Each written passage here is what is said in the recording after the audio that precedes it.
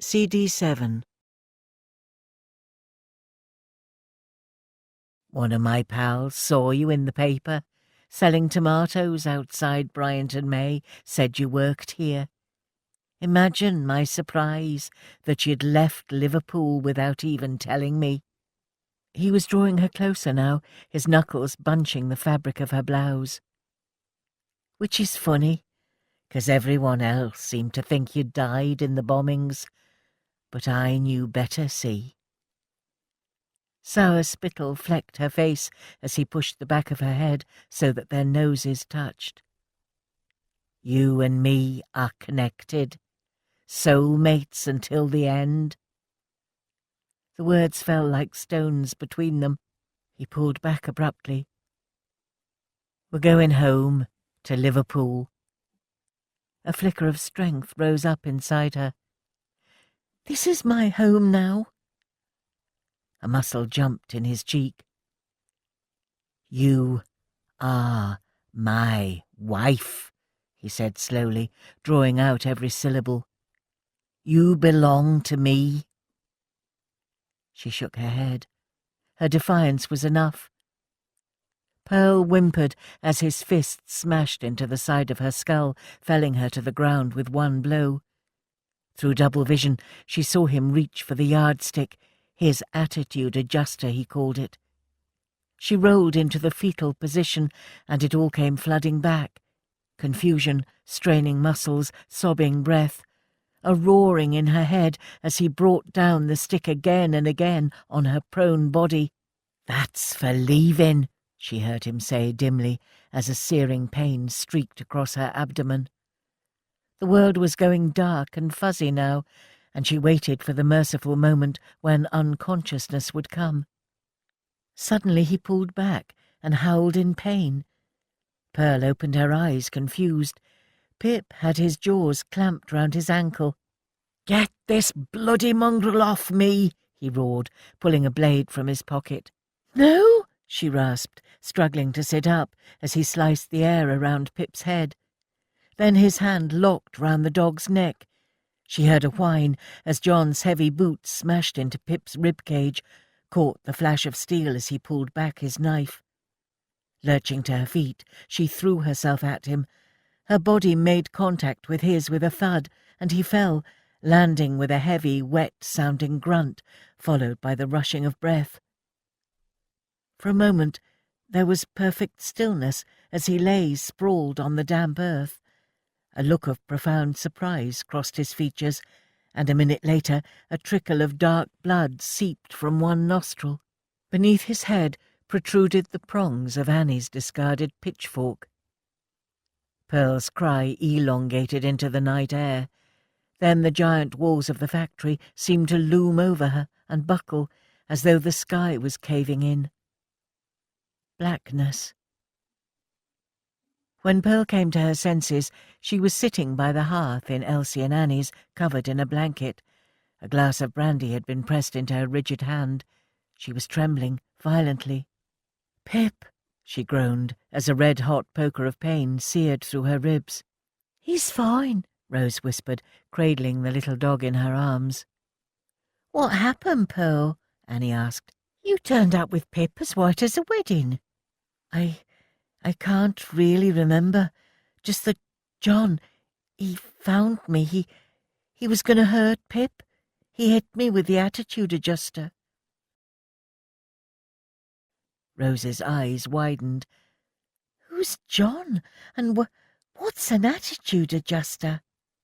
"Hush," urged Elsie. "Let her speak." I pushed him. I think he fell, and then—" Her voice trailed off. She remembered running, and now she was here. Everything between was confusion and darkness. The words came out of her in a tremor. "I think he might be dead." A silence stretched over the parlour before Annie broke it. "Oh, Pearl, why ever didn't you tell us you were married?" "Because I wanted to leave it all behind. When the Matchie was destroyed, John was away at army training camp. I hoped he'd believe I was killed that night in Liverpool." Suddenly she saw his face, cold and white, against the bare earth of the allotment. "I should have known he'd find me."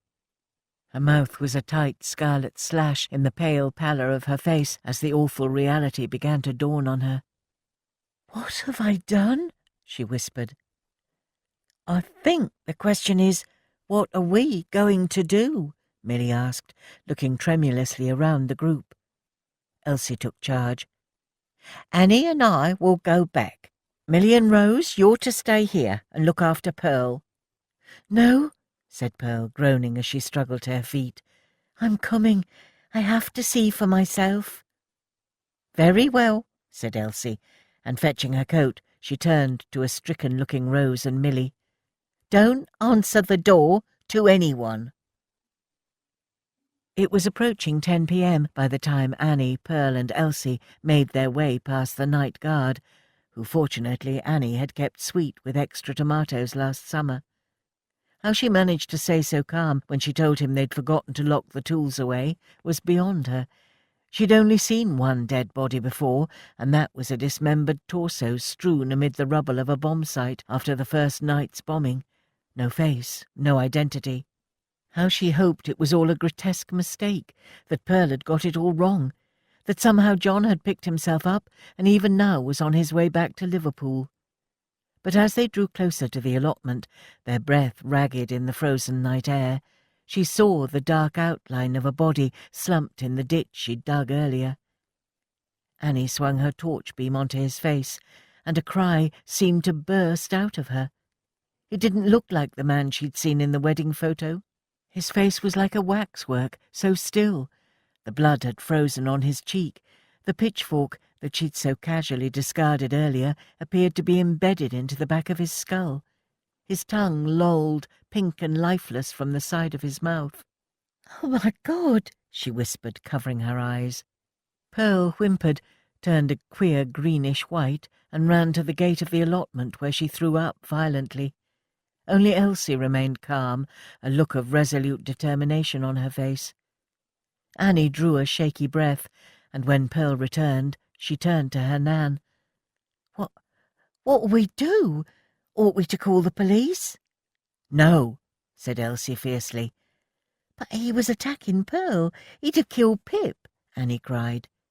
"Elsie, this is my mess," Pearl protested. "You go, and I'll call the police. I'll tell them it was an accident." "Oh, my dear girl, do you really think they'll see it that way?" Elsie said slowly. "You've a lot to learn if you think you can just walk away from this." "But surely we can't?" She pointed helplessly to the body. Elsie's voice was sharp and queer in the flannelly damp of the night.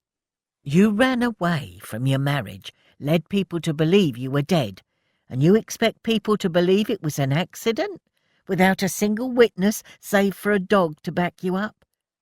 Setting aside the fact that the army has lost a soldier, this is war, dear girl. You'll not be treated with compassion." "You're right," Pearl wept, her face ash-pale and wet with tears. "I'll hang. I'll bloody hang." She started to quiver and sank down on the earth beside her husband. "I'm sorry," she said, placing her hand softly on his cheek. "May God forgive me." Elsie pulled her to her feet and gripped her firmly by the shoulders. "Stop that," she ordered, shaking her. "He was a monster, and the world's a better place without his kind." Pearl nodded, like a child. "Now, girls," she said, turning to them both, "we bury his body deep. Then we never speak another word of this again. It's done." Annie nodded, with a feeling of utter unreality, as Elsie turned to the shed and began to hand out shovels.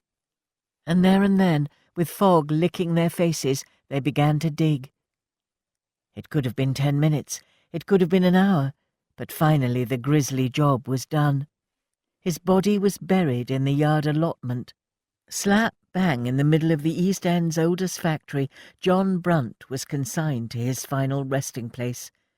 The gradual pull and suck of East End roots and microscopic creatures would slowly make him at one with the earth. The thought made another wave of panic begin to bloom inside Annie.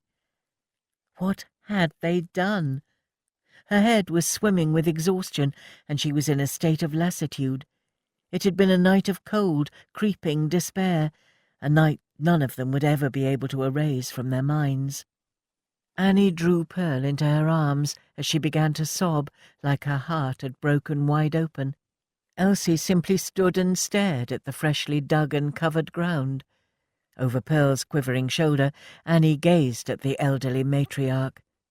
Maybe she was used to death, having laid out the bodies of countless dead in the neighbourhood over the years, but Annie couldn't fathom where she got her strength from. How she wished she could see into her Nan's thoughts, but she was afraid to, afraid of what she might see there.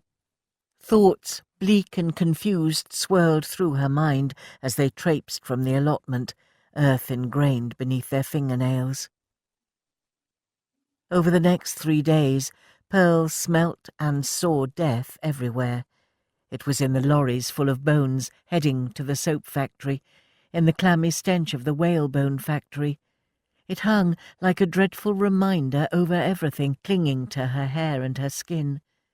Every time she closed her eyes, the image of her husband's lifeless body was burnt into her retina, dancing tauntingly through her mind. On the 4th day, a Monday, she came down with a fever. Elsie took control once more, packed Annie off to work, with instructions to tell Mrs. Frobisher that she would not be in all week. As Pearl's body burnt like fire, Elsie carefully drew back her shift, and inhaled sharply as she saw the purple and black bruises that covered her torso like a grotesque tattoo. A sympathetic doctor was called. 4 broken ribs, concussion and shock, he declared. If it were anyone but you looking after her, Mrs. Trinder, I'd have her admitted to hospital immediately. You must bring down this fever, he instructed, discreetly asking no more questions and waiving his fee. Elsie tended to her like a newborn. No one was allowed in the room but she, with Annie banished to the parlour floor with Pip for comfort. She swaddled Pearl's body with cooling poultices, fed her tiny sips of bone broth, and mopped her brow with cooling orange-flower water. By Thursday the fever had broken, and Elsie wrapped her in blankets and threw open the windows. She allowed the girls to visit after their shift had finished. 10 minutes is all, she ordered, as they nervously entered the room. "Oh, Pearl," said Rose, bursting into tears as she sat down gingerly on the side of the bed. "We've been so worried about you." "Just a bit. How you feeling, sweetheart?" said Milly, clutching her lower back as she eased herself down into a chair by the bed. Annie hung back nervously in the doorway, her face pale against the smattering of apricot freckles over the bridge of her nose. Pearl and Annie locked eyes, both of them bound by the unspeakable horrors they'd witnessed 1 week previously. "Please, come and sit down, Annie," Pearl whispered. "There are things I need to explain." Pearl found that when she started, the words tumbled out of her. This time she left nothing out.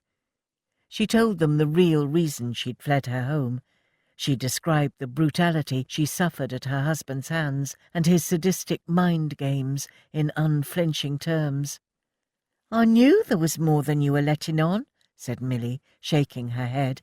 "I'm just so sorry we didn't ask more. We've let you down." "No," Pearl protested weakly. "I wasn't ready to tell anyone, except your Nan, Annie. She guessed." "I thought as much," she replied. "When did it start?" asked Rose nervously. "Soon as we met. It sounds like a cliché, but I just kept hoping he'd change, made excuses for his behaviour. The depression made it worse. He got laid off at the docks. I felt so sorry for him, which is why I agreed to marry him." "And it still went on, even after you married?" "The day we married even, Rose," Pearl said, almost in a trance. and Annie's mind wandered to the wedding portrait she'd stumbled upon, like a thief. But why? Rose went on, struggling to comprehend. Because some men only feel alive if they're controlling women, Milly interjected. Milly's right, said Pearl. It was all about control. He beat me because he was angry, unemployed, sometimes just because it was Tuesday. Who knows, Rose? He's a sick man. Was a sick man. Was there no one you could talk to? Annie said, feeling a tear break and trickle down her cheek. It wasn't that simple. He used to have this stick. He called it his attitude adjuster. He used it whenever he felt I was getting too big for my boots. Kept one in every room in the house, so he didn't have to go too far to give me a beating. Pearl groaned as she tried to shift herself under the covers. It didn't half do some damage. She drifted to some unknown place of horror in her head. He told me I was worthless, and I believed him, until I came here, until I met all of you. Drawing in a big, shaky breath, she turned to the girls. Working here at the allotment with you has been the happiest time of my life. I'm just so sorry you've all been caught up in this. The girls wrapped their arms around her as firmly as they dared, as the tears splashed down her pale cheeks. Well, I think Elsie's right, said Milly, drawing back. You didn't kill him. It was a dreadful accident. She glanced round at the girls. Let this be an end to it. Pearl's suffered enough. Only Annie didn't look convinced. However you dressed it up, a man was dead, and they'd buried him in the allotment like a bulb. The door swung open, and Elsie walked in with a tray. The scent of chicken broth and fresh baked bread filled the room. Yours is downstairs on the table, girls. Go and tuck in. Annie looked at her crisp and capable Nan, gently setting down the tray before plumping Pearl's pillows. The sharpness of her voice in the allotment was all gone now, no trace of the woman who so adeptly buried bodies and scandal. Milly was just leaving when Pearl called her back. Please, Elsie, just 5 minutes, she pleaded. Not a moment more. You need rest, she said quietly, shutting the door behind her. Pearl had made up her mind to tell Milly everything about Curly, about the blackmail and the stolen goods he had buried in the allotment. She was done with secrets, and besides, what could Curly do to her now? What you choose to do with this information is up to you, Milly, she said when she'd finished. But he's your husband, and you have a right to know. Thank you, Pearl, she said. I'm glad you told me. Chapter 19. Milly had thought long and hard over Pearl's disclosure, and by the time the first wild bluebells began to push their way through the earth, she had formulated a plan. It was the end of May, and the alchemy of spring was working its magic. The dull brown earth had begun to warm, and a blanket of green was spreading. The winter frost had been dissolved by sweet spring rains, and everything was bursting into bloom, including Milly. 7 months gone now. Even she hadn't been able to persuade Mrs. Frobisher to allow her to carry on working, so most days she came here to the girls' club allotment. It was where she felt closest to Samuel. This morning, a Saturday, she was out of the house at the crack of dawn before Curly woke. She sat on the bench outside the potting shed, sipping on a cup of tea made on the old Primus, and watched as the sun rose, streaking the sky pink and gold. A thin mist hung lightly over the allotment. In the branches of the tree overhead, a blackbird was building its nest. Milly smiled and gently patted her tummy. By some unspoken agreement, Pearl never returned to the yard allotment on the other side of the factory grounds. Instead, she came here to garden with Milly, leaving Annie, Rose and Ted to sow the seeds at the other site, the site where even now John Brunt lay rotting. Milly shuddered to think of his corpse becoming one with the earth. That night unspooled in her mind like some sort of horror picture come to life. Not one of them had dared speak of it again, let alone voice an opinion as to whether or not it had been the right thing to do. But it was too late now. Tight-lipped, Elsie had planted out runner beans over the patch where his body lay, and shot them a look that brooked no argument. No matter what else, in a queer kind of way, Pearl was free now. Milly had experienced suffering at the hands of Curly, but nothing like the darkness and pain that poor girl had suffered. "Penny for 'em," sang Rose's voice through the mist, Pip trotting at her side. "You don't want to know, sweetheart," she sighed, patting the bench beside her. Rose's expression told her she already knew. She sat down heavily, a vein pulsing in her forehead, and Pip jumped straight onto her lap. "I know we shouldn't discuss this, but the thing that happened, there's no way anyone will ever be able to find out." She searched Milly's face. "Suppose the army or his family come looking for him. Suppose someone saw him in Bow. What would happen? To Pearl, to Annie, and Elsie and us?" "Rose, you know we shouldn't speak of this," she whispered. "But you mustn't worry. Pearl was acting in self-defense. She saved Pip's life that night." "I know," Rose sighed, running her slim brown fingers through Pip's fur, "and I'm so grateful to her for that." Out of nowhere, she covered her face and began to cry. "I don't want to leave, Bo. It's going to break my heart, leaving you all and Pip." Pip snuffled his wet nose under her hand, put out that she had stopped stroking him. "Oh, Rose, you know what your mum's like. She'll most likely change her mind. She's never gone further east than Stinkhouse Bridge, much less Essex." "No, Milly," Rose said, looking up through long wet lashes. "It's all set. Her sister's lodger moves out on Saturday the 15th of July, and we're to leave that day and take the room. I don't even know where Chigwell is." Milly ran her hand along Rose's cheekbone and tilted her chin so their eyes met. "Rose, you're 19 now, old enough to make your own way in life." Rose's blue eyes teemed with sorrow. "It's not that simple, Milly. I owe her. She gave up everything to adopt me." Milly stared back at her, unable to comprehend the control that vile woman had over sweet Rose.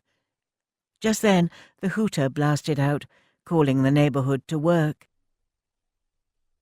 "Do you know what Mrs. Frobisher wants to see us about?" Pearl asked, as she and Annie clattered up the stairs to her office at dinner-time.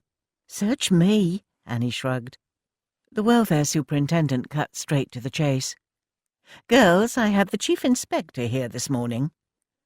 Pearl felt a bright white light spangle behind her eyes.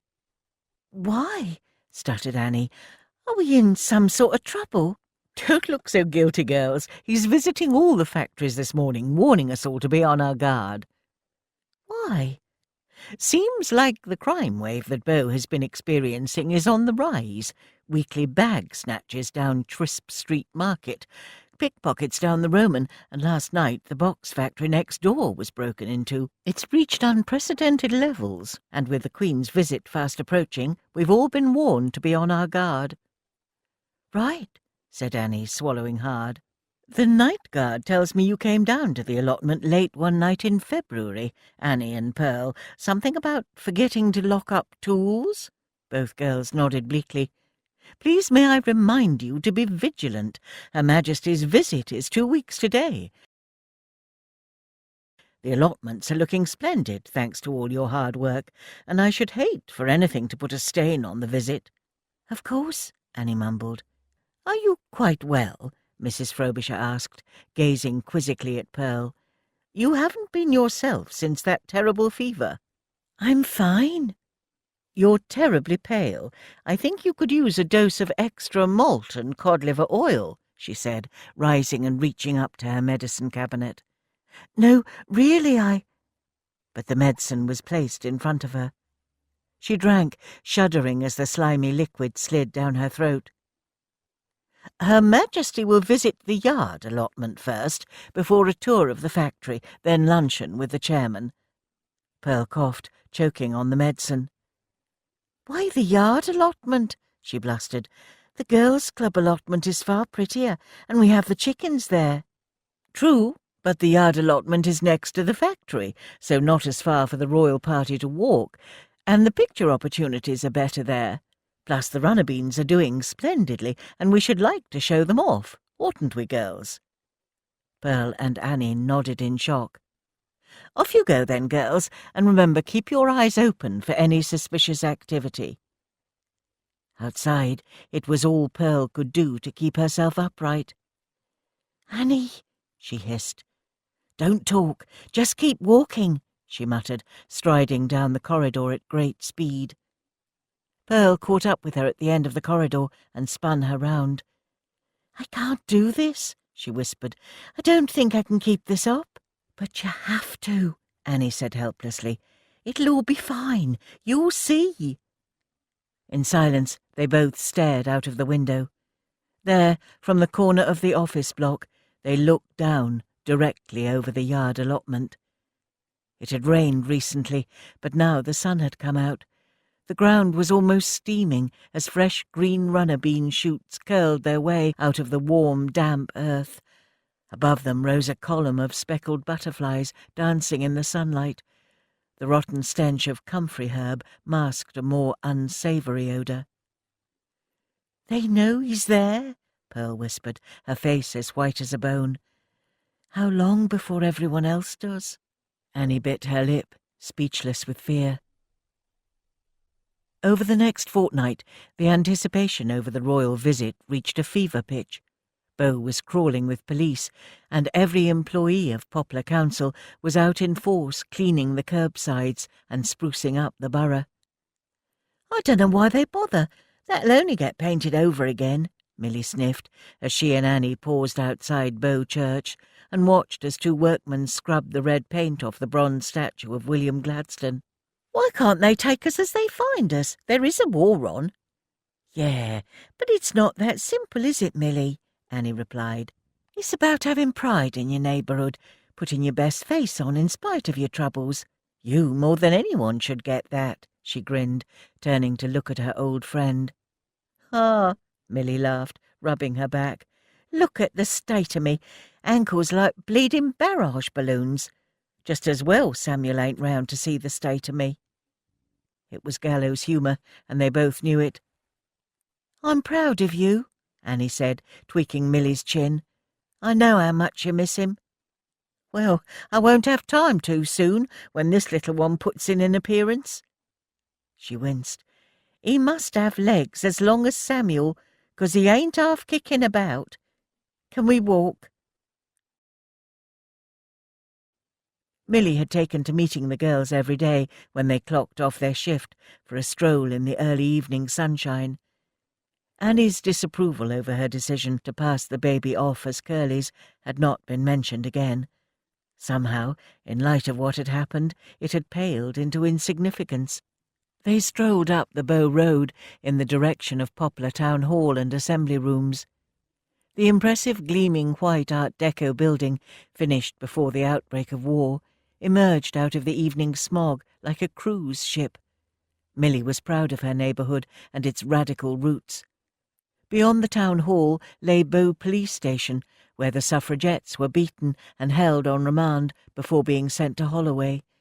And the very ground she trod was where her old Nan, Nellie, had marched with the rest of the match girls in defiance at their treatment by factory bosses. Funny, ain't it?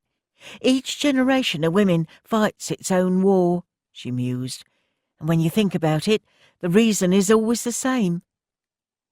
Which is? Annie asked. Women fighting for what should be theirs by right.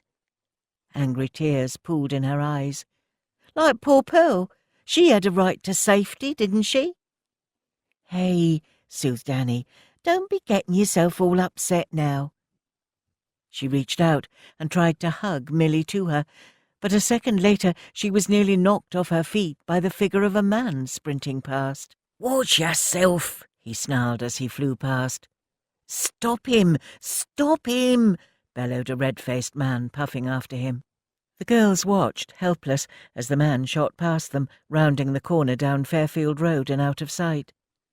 "Bloody hell!" groaned his pursuer as he reached the girls and leant over, holding his knees to catch his breath. "Sorry," said Milly, gesturing to her tummy. "You asked the wrong person." "Don't worry, love. Did you catch a look at his face?" "Yes, youngish fella, flat cap, beginnings of a moustache," Annie said. "Could be any bloke in Bow under 20. He sighed. "What'd he get away with?" Milly asked. The chap pointed to a fleet of charabancs lined up on the other side of the street, with a queue of excited kids snaked up the curb beside. "The satchel with all the spending money for our Beano, toe rag," he said in despair, kicking the curbside. "Of all the people to rob from. I work for the Transport and General Workers Union. To celebrate the Queen coming tomorrow, we'd laid on an outing to the seaside today for a load of kiddies. We'd planned the fun fair, fish and chips, ice cream, the lot." "Oh, no," gasped Annie. "That lot of fun we'll have now. I don't know what this world's coming to. There's men dying on the beaches of Normandy as we speak. Then there's scum like that in the world." They watched as the man walked off, dejected, back to the buses. "Seems Mrs. F. was right about the crime wave round here," Annie sighed. Turning, they walked back past the town hall, when Milly suddenly remembered something. "Are you going to the dance later?" she asked, pointing to the poster in the window advertising the Friday evening dance at the Assembly Rooms.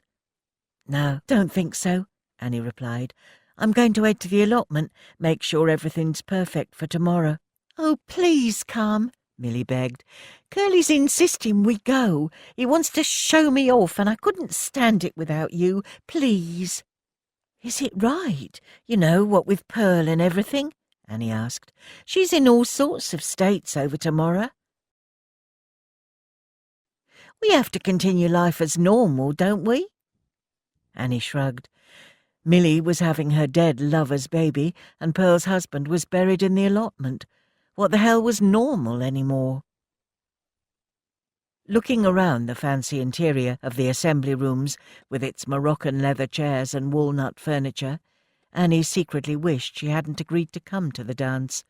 All the girls were dolled up to the nines, with the young bloods out in their sharp suits, eyeing them up.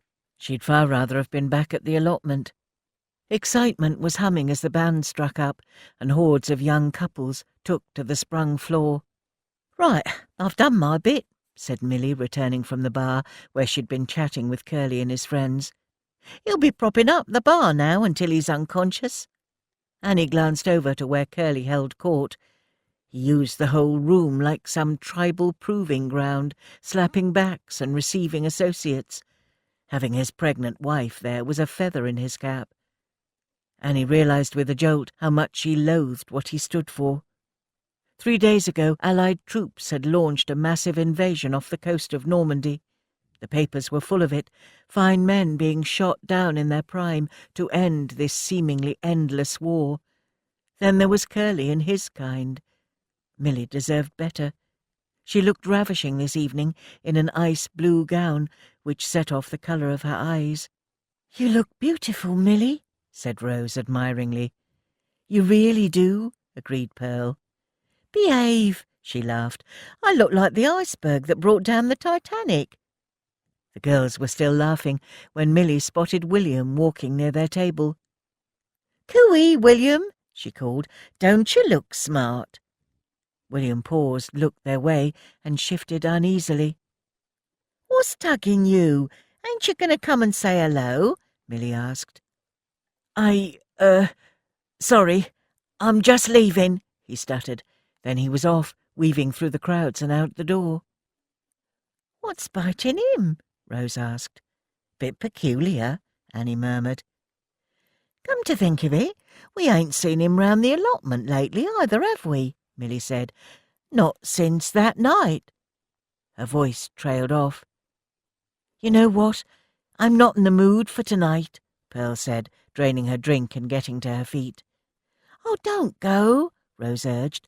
This could be our last dance before I leave.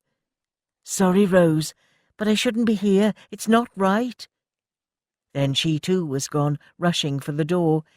It was here that she collided with a man walking in, and his cap landed on the floor. Watch yourself, he snapped, bending down to pick it up. As he stood back up, Annie turned to Millie in shock. It's him, isn't it? She hissed. The bag snatcher from earlier. He bloody well is and all, Millie agreed. The front of him. Ought we to call the police? Hang on. They watched in a state of stupor as he walked straight over to where Curly was standing at the bar and whispered something in his ear. Watched as a broad smile spread over Curly's face. Annie had acquiesced to Millie's pleas to say nothing about what they'd seen, but as she walked home from the dance, she felt distinctly uneasy. Millie assured her she'd deal with it, but what was happening to her neighbourhood, to her friends? Events were spiralling out of control, and she didn't have the first clue what to do to put things right. She'd set up their allotment to feel a sense of purpose, and it had blossomed into her bolt hole, an escape from the war. Yet now danger seemed inextricably drawn to it. She paused outside the Fairfield Works, which stood like a giant fortress, their tainted allotment contained within its ancient walls. Soon the eyes of the world would be on it. An image of his face falling into the black earth flashed alarmingly into Annie's mind. With such shattering force she had to stop and hold on to the wall for support. Every detail was as clear as the night itself. The leaden weight of his body, the wood lice and spiders that crawled horrifyingly over his lips as the first shovelful of earth rained down. "Stop it!" she gasped out loud, snapping open her eyes and breathing deeply. The night air smelt salty and ripe as the flesh of an oyster. A lone gull wheeled over the factory walls. By the time she reached Blondin Street, her heart rate had steadied. Letting herself in, she unpinned her hat. "Where are you, Nan?" she called as she walked into the scullery. "We came home early. No one had the heart for it tonight."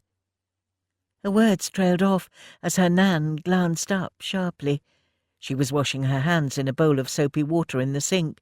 The water ran red, the colour of blood. "Nan, are you all right? Have you cut yourself?" Elsie tried to hide her hands, but Annie was too quick and pulled them from the suds. It wasn't blood she was washing off, but red, rusty-coloured paint. In that moment, Annie knew. "It's you," she breathed in astonishment. "It's you who paints the statue's hand red." Elsie said nothing. Her eyes darkened. "Oh, Nan, why?" Annie asked, frustration spilling out. Annie wanted to tell her how reckless she was being, how she would be fired on the spot had Elsie been seen. But instead, all she could muster was this. "You need to forget what happened to the match girls. They won. It's done." "Not to me, it ain't," Elsie said, rubbing her reddened palm. "The years have passed quicker than I care to remember. They say time is balm to the mind, but I'll never forget the sights I saw." "Nan, tell me what you saw." Annie's voice was a whisper, filled with fear as she searched her grandmother's face.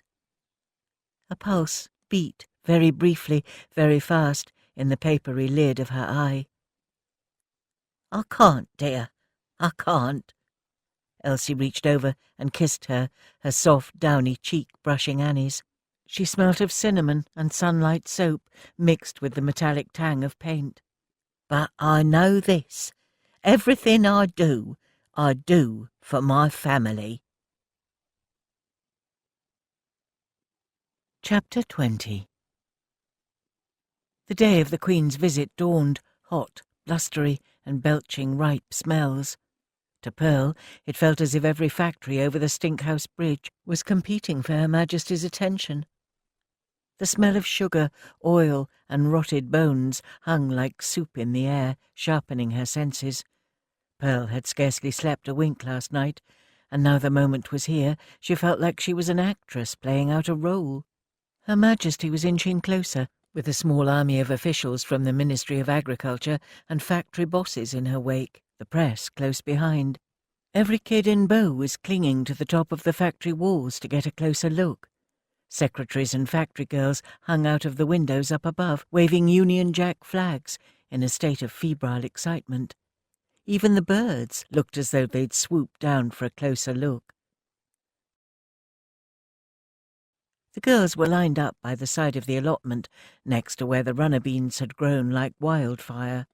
Pearl didn't see the lush lines of lettuce, radish and summer spinach bursting from the ground, nor could she appreciate the scented clumps of dahlias and marigolds. Her thoughts remained rooted to one place only, the remains of her husband, buried beneath their feet. "Oh, God, she's nearly here and I need to pee," muttered Milly, rubbing her not inconspicuous tummy. "Hold it in," Annie ordered under her breath. And then she was there, petite and perfect in powder blue, extending a gloved hand towards Annie. "I'm so impressed you managed to get all this to grow from a bomb site," she enthused, smiling brightly. "It's tremendous." "Thank you, Your Majesty," Annie replied, her skin flaming the same colour as the chrysanthemums. "We used pierced dustbin lids to clear the shrapnel." "How resourceful!" she exclaimed. "And these runner beans, what have you got in that soil? You must tell me what fertiliser you use. Is it National Grow More?" "No, it's from my Nan's compost," Annie said, forgetting herself. "She's always behind horse's backside with a bucket." Her hand clamped to her mouth. "Pardon me, Your Majesty." "It's quite all right," the Queen replied, a twinkle in her eye. "It's obviously working. This allotment is splendid. Keep up the good work, girls." Mrs. Frobisher winked at the girls as Her Majesty was moved off towards the cauliflowers. A flash of deeper blue caught Pearl's eye. 2 policemen were advancing up the yard, emerging from behind the giant stacks of timber. Further behind them, at the back gates on Old Ford Road, a black Maria screeched to a halt. Pearl's heart started to beat fiercely. It was happening, just exactly as she'd feared. She watched, numb, as one of the officers discreetly mouthed something in the works manager's ear, then glanced over in their direction. Panic exploded in her chest. Her legs slid from beneath her, and she was dimly aware of the commotion her collapse had caused. "Stand back! Give her some air!" rang out Mrs. Frobisher's voice, followed by a muttered apology. "Don't worry, I'm perfectly used to it," she heard Her Majesty say. "Poor girl, she must have worked too hard in the allotment." Then the royal party was ushered off quickly, away from the advancing police and the fainting match girl. Pearl's vision swam in and out. A face appeared. "Pearl," Annie mouthed, her expression urgent, "they're here about Curly." Leaving Pearl with Rose, Milly and Annie hastened their way across the yard and over to the recreation ground and the girls' club allotment. As the allotment hove into sight, the first thing they saw was Curly, pinned to the ground by 2 constables, flailing like a cat in a string bag. "Get your bloody hands off me!" he bellowed. "Do you know who you're dealing with?" "A dirty great thief, by the looks of it," muttered a 3rd constable as he emerged from behind the back of the potting shed, carrying 3 bulging Hessian sacks. Shaking the earth off, he emptied out the contents. Annie gasped as a shower of jewellery, watches, wallets and purses fell to the ground. The thing she found most shocking of all, the bundles of ration books and clothing coupons. "I ain't never seen them in my life before," Curly laughed. "Yeah? We'll let the fingerprints be the judge of that," said the constable, snapping on a pair of handcuffs.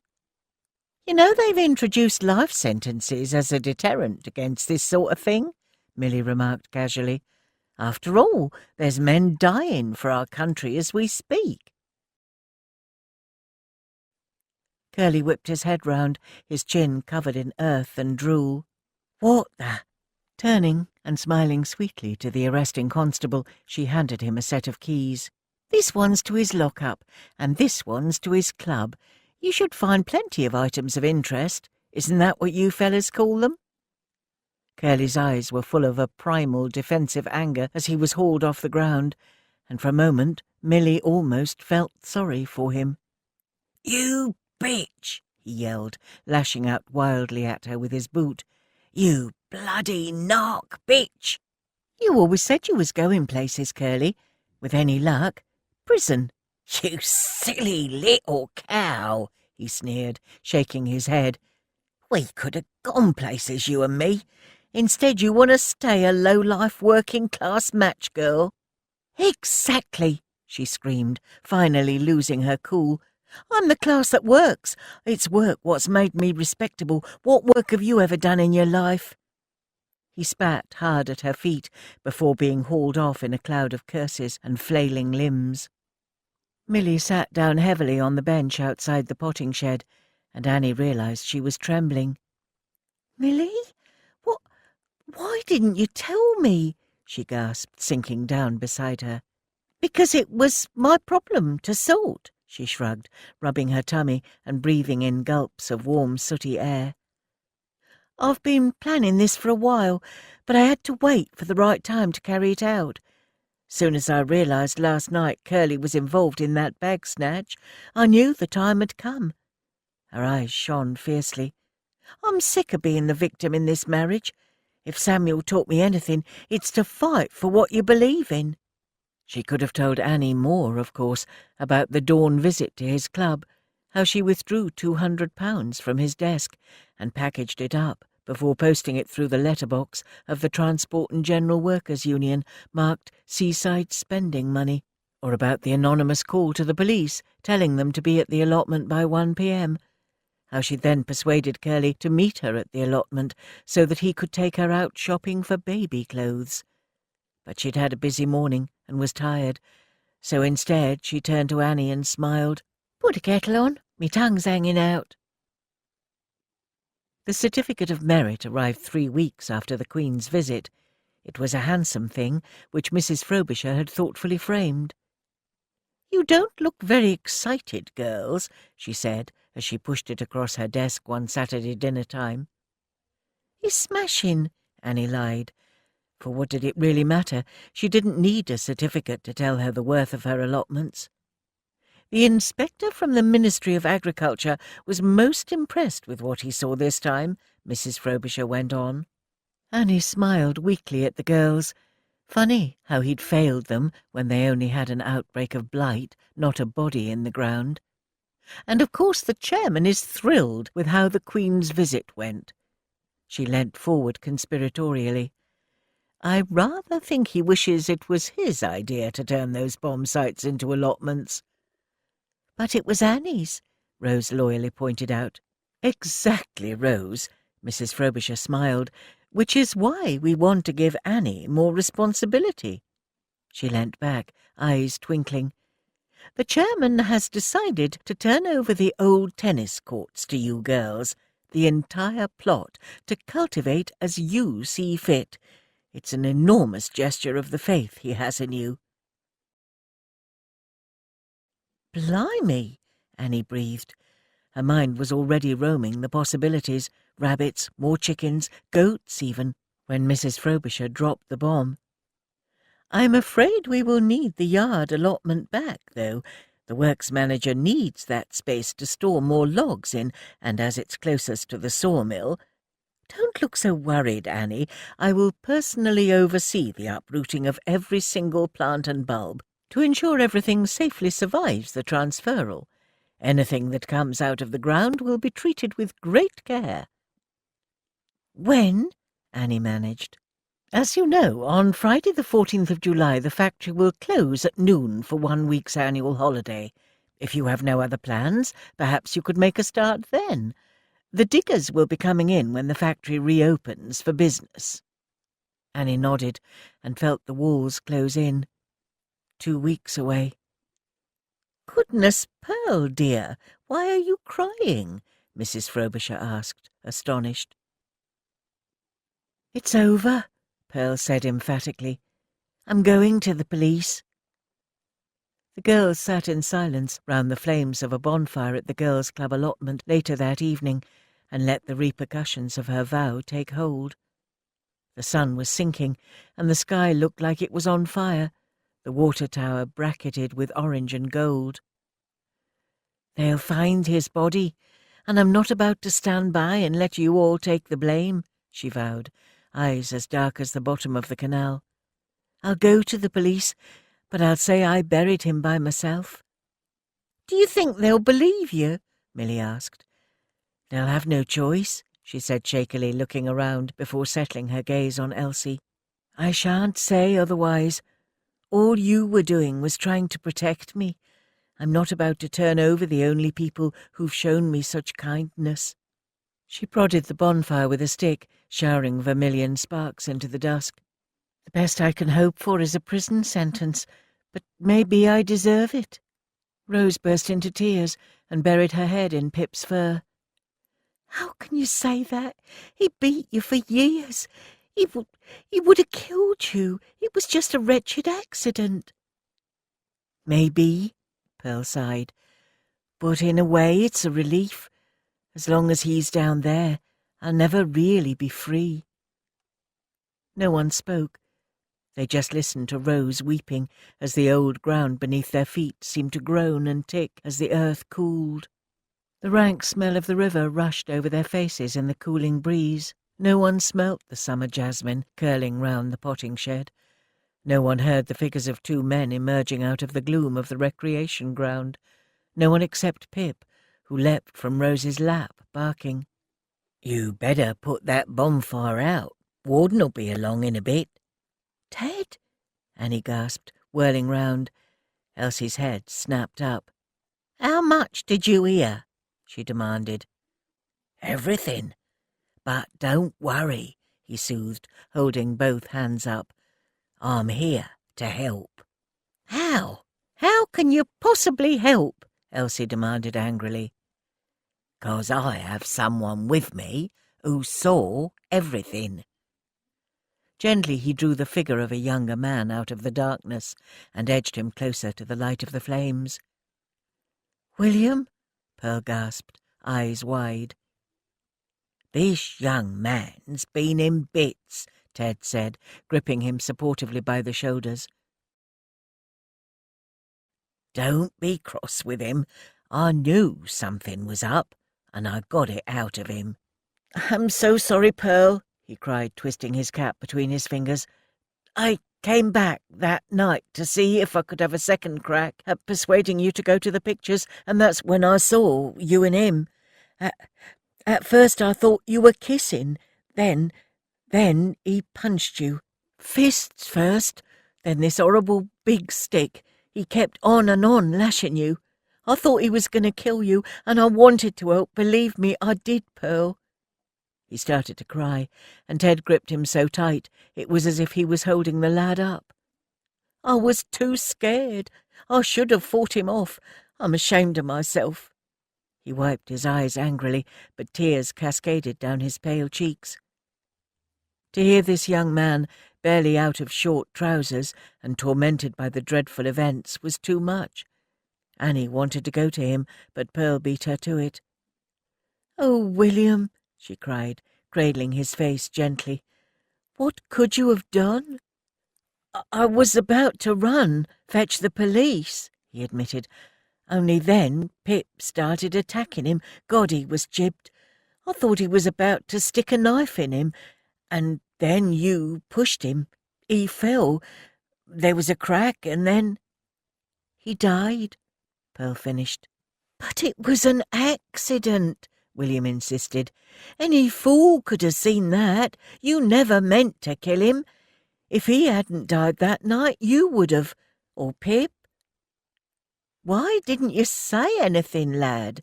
Elsie asked. "I wanted to, Mrs. Trinder. I came back the next day, expecting to see the place crawling with police. But when there was nothing, I decided it would be best to keep my mouth shut, except it's been eating me alive." "Which is why you ignored us the night of the dance?" Pearl said. He nodded sheepishly. "Every day I wanted to talk to you, but my courage failed me. But it's not failing you now," she said softly. "You're here, aren't you?" "Yes, and I want to try and put things right. If you go to the police, Pearl, I'll come too. Tell him everything I saw." He pushed his chest out. "Testify too, in court, if I have to."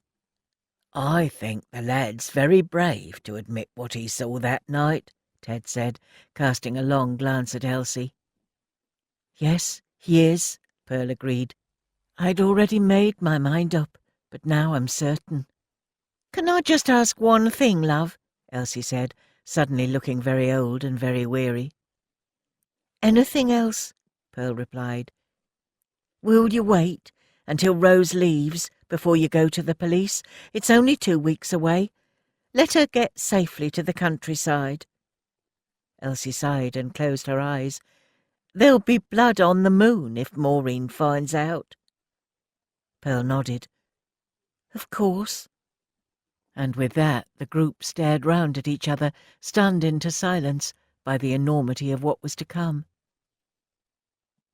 Friday the 14th of July, 1944. The noise of it all was deafening. "That's the wrong way to tickle Mary. That's the wrong way to kiss. Don't you know that over here, lad, they like it best like this?" bellowed Sandra, singing so loudly she almost drowned out the machines. "Come on, you lot! Why aren't you joining in?" she yelled, without once breaking off from her packing. Her foghorn voice carried the entire length of the floor to where Rose, Annie and Pearl were also packing matches at their machine in subdued silence. "Shut your cake-hole and get on with your work. Uta ain't gone yet," yelled back the foreman before pausing by their station.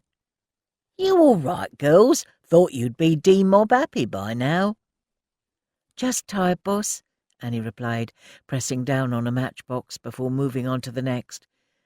No one had dared voice it, but they all knew that when Pearl made her revelation to the police tomorrow, nothing would ever be the same again. Rose would be gone, on her way to a new life. Even if Pearl were to be found not guilty of his manslaughter, the factory would never have her back. And as for Annie, she didn't care so much about the job. She could get another factory job. Comptons were hiring machinists to work on army denims. But what would become of her allotments? She couldn't bear to think of how she'd failed them, and Mrs. Frobisher's trust in her. 5, 4, 3, 2, 1. The hands on the clock ticked down, inching them all closer to their fates. The hooter blasted out, and a great cheer echoed round the tiled room. "That's that, then," Rose smiled sadly as the machines juddered to a halt. "Bet you won't miss seeing these," Annie said, picking up a Bryant and May Swan Vesta matchbox. "All right, girls." Sandra jumped on Rose's back before rubbing a knuckle over her head. "Gonna come and join us down the Bombay Grab? I'm gonna get absolutely roasted on rum and black. I'll even get the first round in as a farewell to Rose." "Get off," Rose giggled, pushing her away. "We can't. We got work to do down the allotment," Annie replied. "God, you ain't half become dull since you started up them allotments," Sandra grumbled, ripping off her hairnet. "Ta-da!" "See you, girls," Rose smiled weakly. When the floor had emptied, they walked to the high windows and looked down over the yard allotment. It looked so pretty from this height, a magical green oasis nestled in a concrete jungle. No one could ever guess at what lay beneath.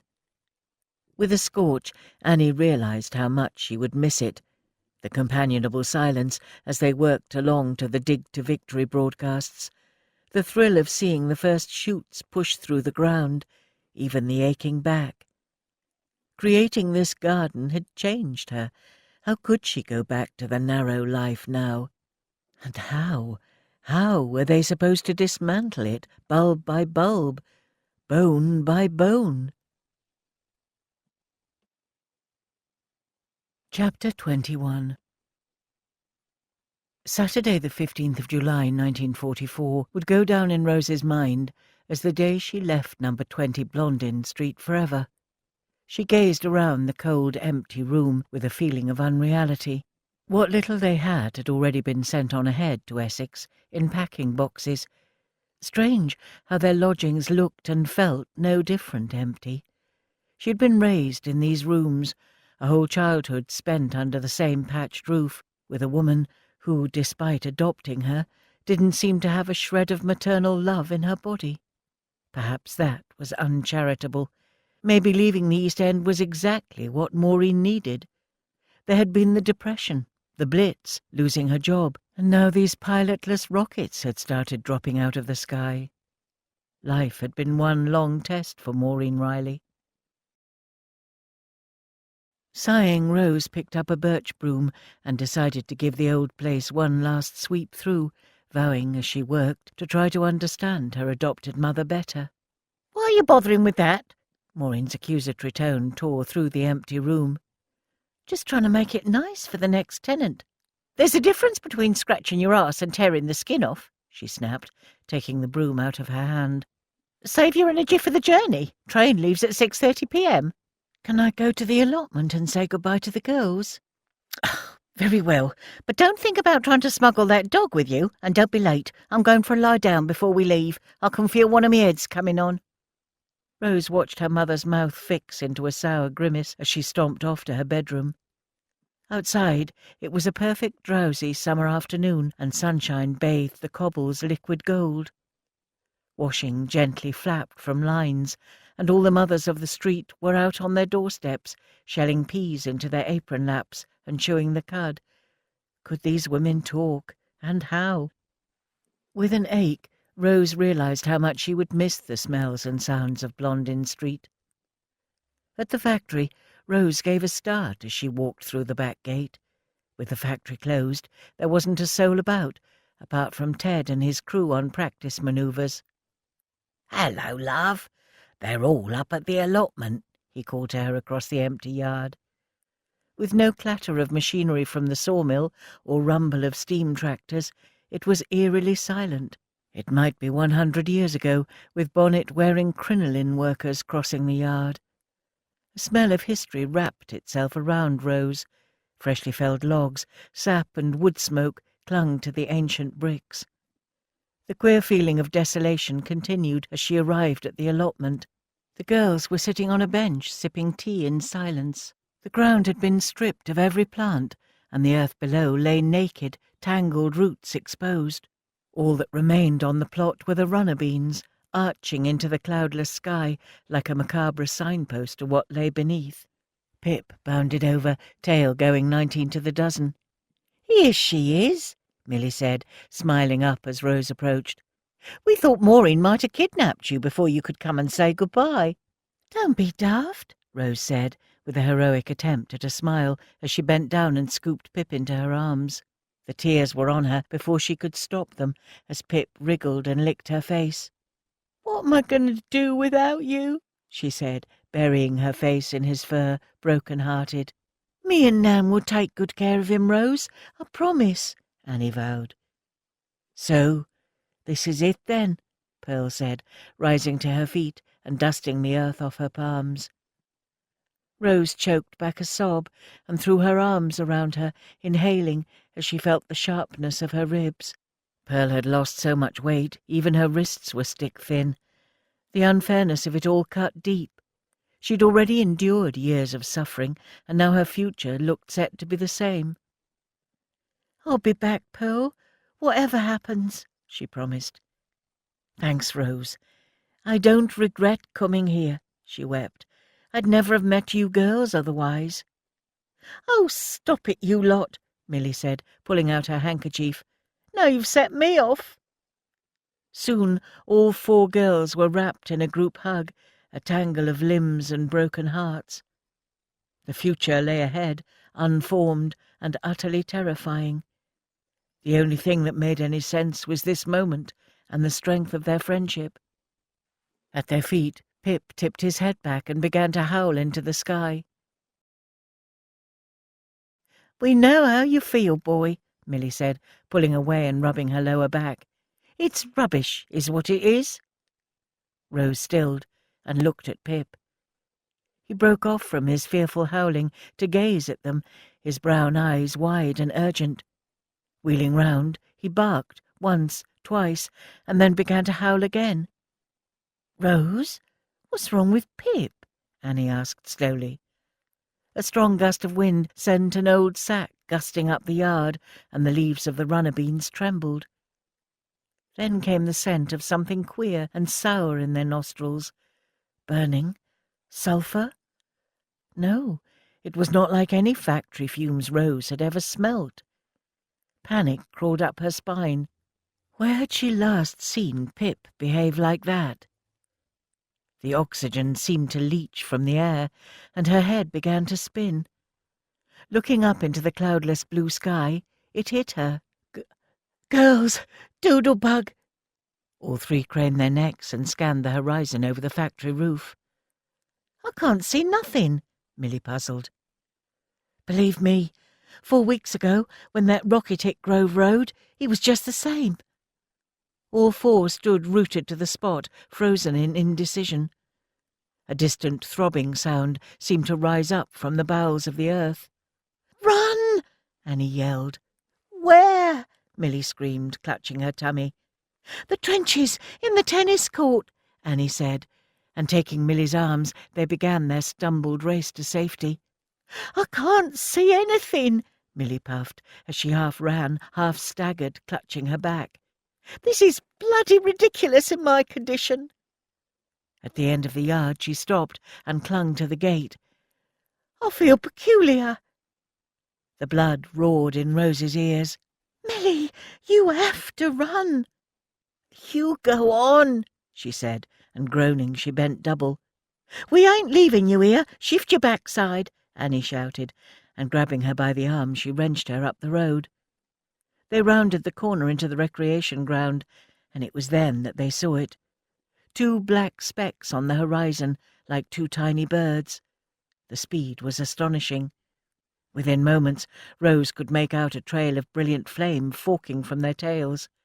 And suddenly they were no longer birds, but missiles hurtling unswervingly in their direction. "There's 2!" screamed Pearl, but her words were quickly drowned out by the blood-curdling staccato throb of the engines. "Get in the trench!" Annie roared, pushing them down. Rose half slithered, half fell into the darkness of the earth, limbs clashing. The breath left her body. A whimper, a groan, then an unearthly howl from Pip as a shadow passed over their heads. Then all at once, perfect silence. "The engine's cut out," Annie breathed, and no one replied, for they all knew that could only mean one thing. Rose felt the hairs lift on her arms, and the air seemed to suck straight out of the summer sky. The unearthly boom mushroomed all around them, and in that moment she knew it had hit the factory. The walls of the trench vibrated, spewing earth into the blue, and for a moment all anyone could do was lie flat on the damp earth floor. For a minute Rose realized she was entirely deaf, but as she lifted her head from the ground, saliva spooled from her mouth, and her hearing came flooding back. Pearl was screaming, Milly moaning. Rose clutched her head in her hands and clawed her way back to standing. This ends CD 7. CD 8. "Is everyone all right?" Annie gasped, staggering to her feet. Yes, I think so," Rose choked. "But the factory, it's been hit."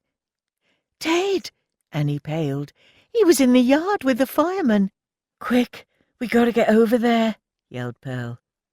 "Come on, Milly," Rose said, gently taking her arm and guiding her out of the trench. But as Milly surfaced, blinking into the smoke-filled field, she felt the hem of her dress and looked up in shock. "I think I've wet myself." "No," said Annie slowly, looking down at her sodden dress skirts. "Your waters have broken." "Rose, go and fetch Nan. Pearl, get Milly to the girls' club allotment and wait with her," Annie ordered. "Where are you going?" Pearl asked. "To find Ted." And then she was off, sprinting hard in the direction of the factory. Annie didn't see the tiles slithering off the houses in Blondin Street, nor could she hear the crump of falling rooftops. She just knew she had to get to Ted. Acid debris and dust turned the sky as dark as night. Spikes of pain slashed her face, and in horror she realized glass from the factory windows was falling like rain on her head. The walls of the gas plant split in two like a knife sliding through butter. If that collapsed, they'd be done for. Another explosion. A shower of bricks spewed into the air, and a hot wind blew Annie clean off her feet. Crashing to the ground, she huddled amongst the debris in a ball and waited for the swirling morass to pass. Annie desperately needed to breathe, but as she lifted her head, her lungs filled with a bitter, choking dust. "I'm going to die. Please, God, I don't want to die." She thought of her Nan and how outliving her granddaughter would destroy her. In the distance, she heard the clanging of ambulance bells and whistles. She dared to lift her head a few inches off the ground. As the smoke cleared, she felt the last of her breath leave her body. How could it be? 2 storage buildings had been flattened to rubble. The gas plant was cracked and tottering, but the allotment, it was gone. Annie's legs felt like water as she staggered to her feet, ears ringing, and it was then that she spotted him. Ted was lying like a rag doll on the cobbles. "Ted!" she screamed. He didn't stir an inch. It was hard to see whether he was alive or dead. Every bit of his skin was covered with grey dust and slivers of glass. His arms fell limp and lifeless back on the cobbles, a deep stain of blood seeping over his overalls. Ambulance, rescue workers and locals were on the scene in moments, and he was placed on a stretcher. "Please, love, let us see to you," pleaded one. "No, I've got to see my friends all right," Annie wept, running alongside his body as they carried it as fast as they dared up the yard. Out on Old Ford, a row of ambulances were screeching to a halt, and the back doors of one were thrown open as they approached. "Stand back," ordered the driver. A scream sounded behind her, and Annie turned round to see her Nan. Elsie stopped when she saw Ted's body, one hand over her mouth, one on her heart. Is he alive?" she managed. Annie shook her head. "I don't know." Elsie's body seemed to shrink. "Oh, God, I'll never forgive myself." A sudden thought pierced the fog in Annie's brain. "Nan, it's Millie. She's having the baby." Once Rose had fetched Elsie, she made to follow her, but as she glanced right up Blondin Street, she felt the stuffing knocked clean out of her. Their home was nothing but a smoking pile of rubble. Shock and fear rooted Rose to the spot as her mother's last words came back to her. "I'm going for a lie down." Pip was already tearing towards the site, and the sudden movement galvanized her into action. "Mum, I'm coming." A burst water main had turned the street into a slick of slimy mud, and Rose crashed to the cobbles, but she pulled herself back up and carried on running. Flinging aside bricks, she ignored the stench of domestic gas. It was a hopeless task. How could one small terrace produce so much debris and masonry? "Get that dog off here!" yelled a voice as Pip prowled the site, tail low, ears pricked high, sniffing in every corner. "No chance!" she yelled back. After 10 minutes, Pip stopped and began to bark, frantically scrabbling at the rubble until his paws uncovered the corner of an old horsehair mattress. "He's found her!" she yelled. As Rose carefully began to move old planks of wood, a whimper reached her ears, and she worked faster. First she uncovered a waxy-looking joint, then a knee, then a shoulder blade. "Coming, Mum!" she cried, and pulling aside wood and bricks, Maureen appeared from her coffin of debris. "Ambulance on its way!" came a voice from below. The plaster dust had thickened in Maureen's eyebrows, forming a claggy paste in the corners of her eyes. Carefully, Rose took a rescue worker's water bottle and handkerchief and soaked it, gently dabbing it over her mother's eyes, then her parched lips. The touch made her eyelids flicker open. "What happened?" Maureen whispered. "Hold on, Mum," Rose urged. "Ambulance is nearly here. You're all right now." But there was something about the milkiness of her gaze, the way she couldn't focus, that made Rose realise her words were without foundation. Blasts are odd things. Maureen's housecoat had been ripped off and her torso was exposed. The skin on her stomach was mottled and covered in a spidery trail of stretch marks. The paleness of her exposed skin only added to her vulnerability. "Come on, Mum, let's get you decent," Rose joked weakly, taking off her cardigan to cover her over. Then she saw it. A scar stretched from one side of her abdomen to the other, like a grotesque smile stitched across her skin. Maureen's focus swam back, and she caught Rose staring. "Ah," she sighed before coughing. Brick dust spooled from her lips, and the rubble shifted. Maureen's body plunged an inch further into the debris, as if the whole bomb site was trying to claim her body back.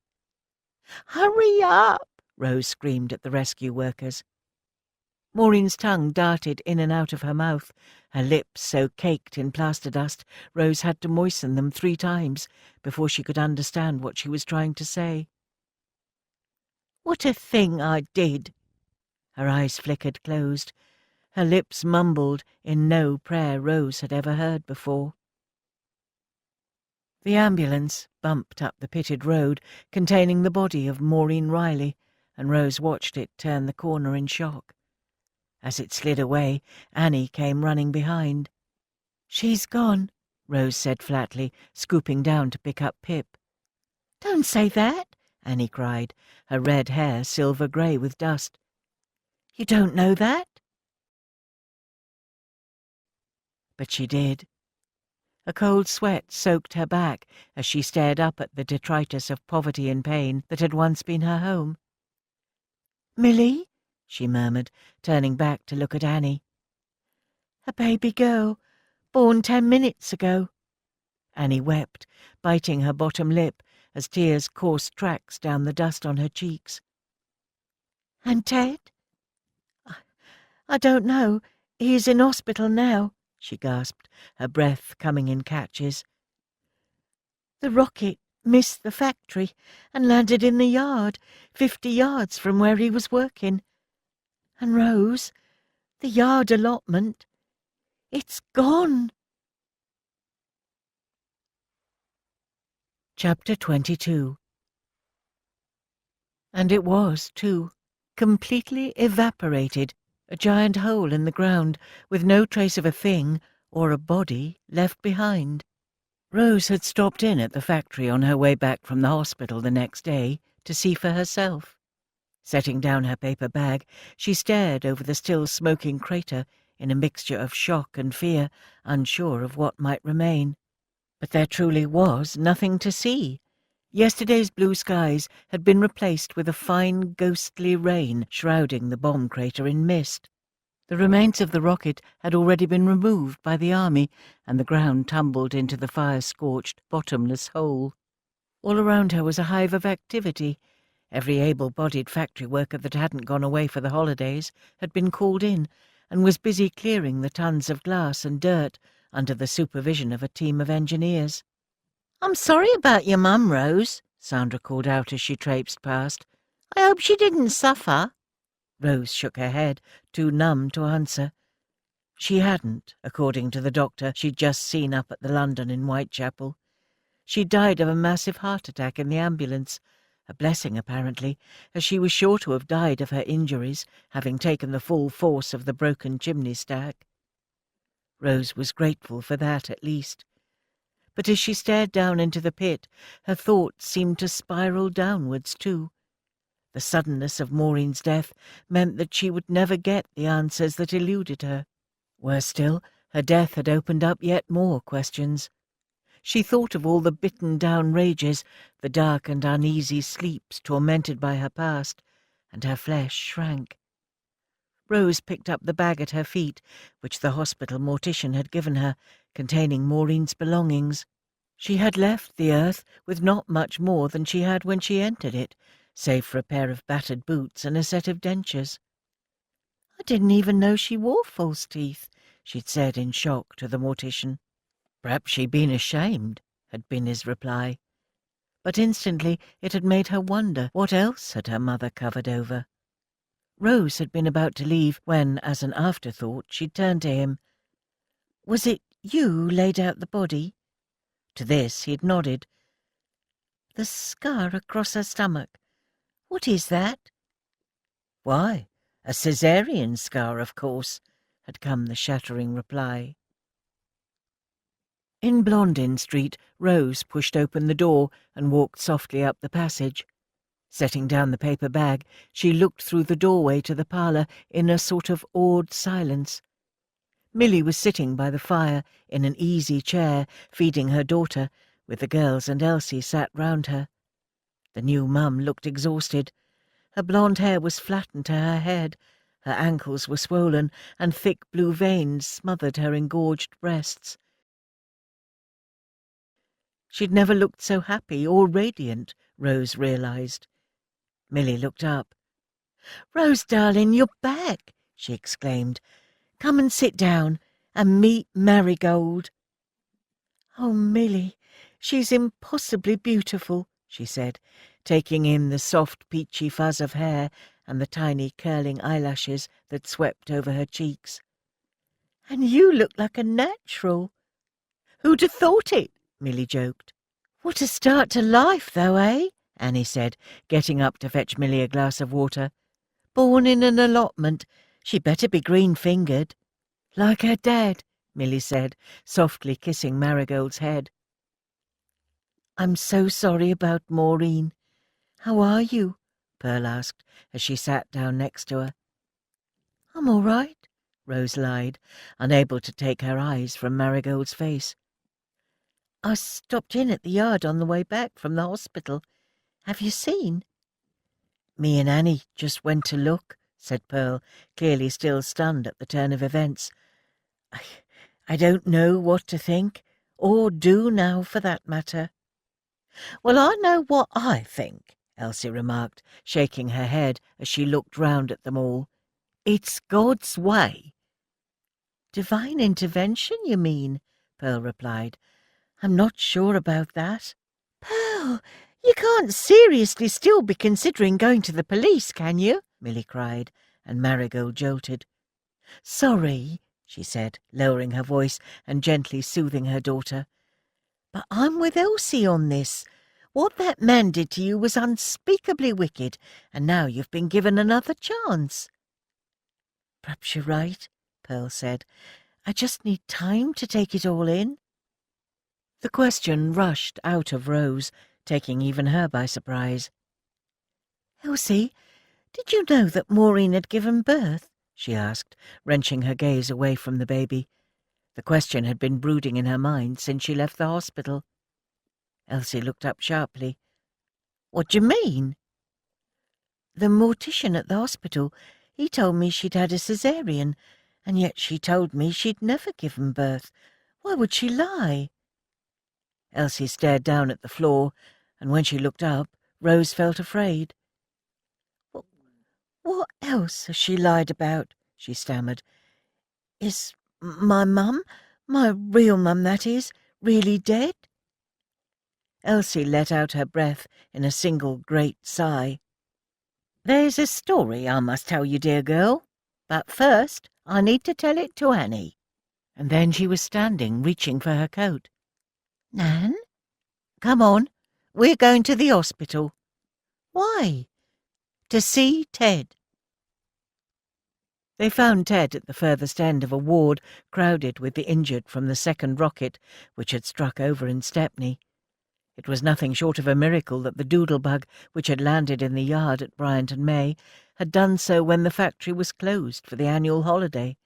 Had it struck at the same time 2 days previously, the yard would have been crowded with workers clocking off. "He's suffering from bad burns, a broken hip, and concussion," the ward sister warned as she led them to his bedside. "He's also heavily medicated, so don't expect much." Annie sat down at his bedside and swallowed back frightened tears. Ted looked shocking. His face was grotesquely swollen and covered in tiny slashes. She turned and buried her face in her Nan's shoulder. "There now, dear, he's a tough man," she soothed. "Why are we here, Nan?" she asked, looking up, bewildered. "I need to tell you the truth, dear," she replied quietly and with an air of resignation. "About me, about Maureen, about our—" and here she stumbled, "our pasts. Now she's dead, I owe you and Rose that much. Besides, tell the truth and shame the devil, ain't that what they say, dear?" Annie felt queasy, knowing she wasn't going to like what she was about to hear. "When I was 17, not much younger than you, I worked for Bryant and May." "You lied," Annie protested angrily. "You said you never worked in the factory." "Calm yourself, madam," she hushed. "I didn't lie. I did earn a wage for Bryant and May, just not at the Fairfield works." Her mouth tightened. "If you can call it a wage. Starvation wages they paid us home workers, but we had no choice except to take the work. My father was in the infirmary with consumption, so it was left to me and my brothers and sisters to help Mum make matchboxes." "I didn't even know you have brothers and sisters, Nan," Annie breathed. "Had, dear," Elsie corrected. "Had." She drew in a big shaky breath. 9 of us nippers there were, crammed into 2 rooms in Dixie Street over in Bethnal Green. I was the oldest, and the littlest, Emily, was 8 months.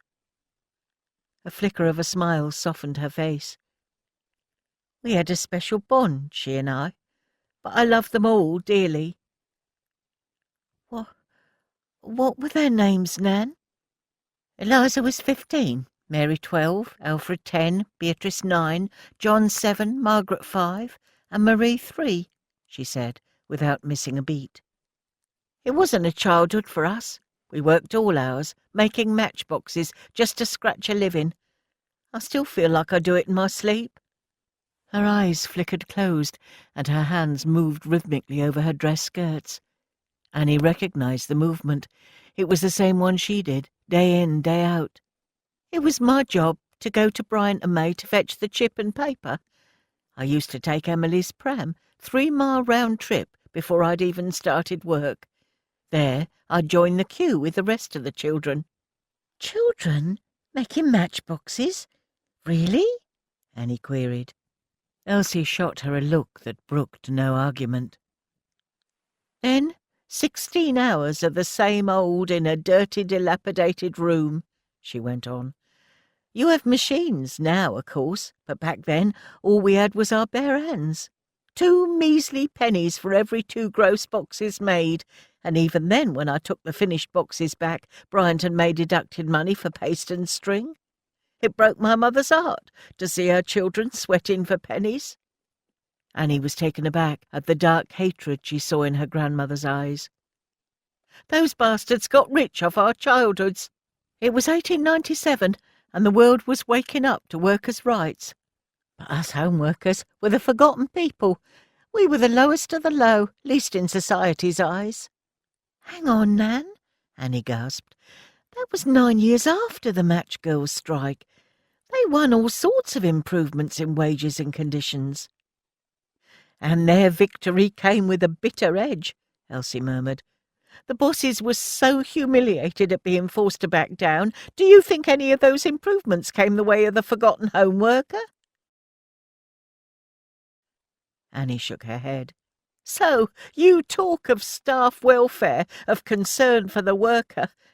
And that may be true of now, dear girl, but believe you me, back then Bryant and May worked my family to death for a pittance." "To death?" Annie breathed. Elsie stared bleakly at Ted in his hospital bed, emotions chasing over her face like clouds. "It was the early hours of Boxing Day when the fire started. Our rooms went up like tinder because of all the wood shavings and matches stacked in a cupboard." "Fire," Annie whispered fearfully. Elsie nodded. "That's right. Fire brigade reckoned it had been smouldering unseen in the cupboard where the matches and paste were stored. and once it took hold, the fire raged from the rafters. They didn't stand a chance." Her voice trailed off, her eyes boiling with an ancient rage. "Where were you, Nan?" Annie asked. At this, she broke down and began to weep. "Against my mother's wishes, I'd sneaked out to meet my young man. It was 3 a.m. We met at the end of Dixie Street. We were having a little kiss when we heard the shouts of fire. Oh, God, Annie!" Annie watched, dumbfounded, as her Nan's arthritic fingers kneaded and twisted the hem of her skirt, feverishly working the fabric into knots. "I tried to save them, but the fire was too strong. I couldn't get near. My young chap broke down the door, but the smoke in the passage was so thick." Helpless tears slid down her cheeks as she opened her palms and stared at the faint scars trailing the skin. "Again and again I tried to crawl up the passage floor, but, dear God, the heat! My hands and legs got burnt, but all I could think of was my brothers and sisters. Little Emily was just a baby. Just a baby." She pressed a knuckle into her mouth as a heart-broken sob escaped. Annie didn't dare speak as her Nan tried to compose herself. "I didn't even hear a single scream," she whispered shakily, plucking a handkerchief from the sleeve of her blouse. "Save for the roar of the flames, it was as silent as the grave." The tears slid down her Nan's face, dripping from her jawbone and seeping into the fabric of her skirt.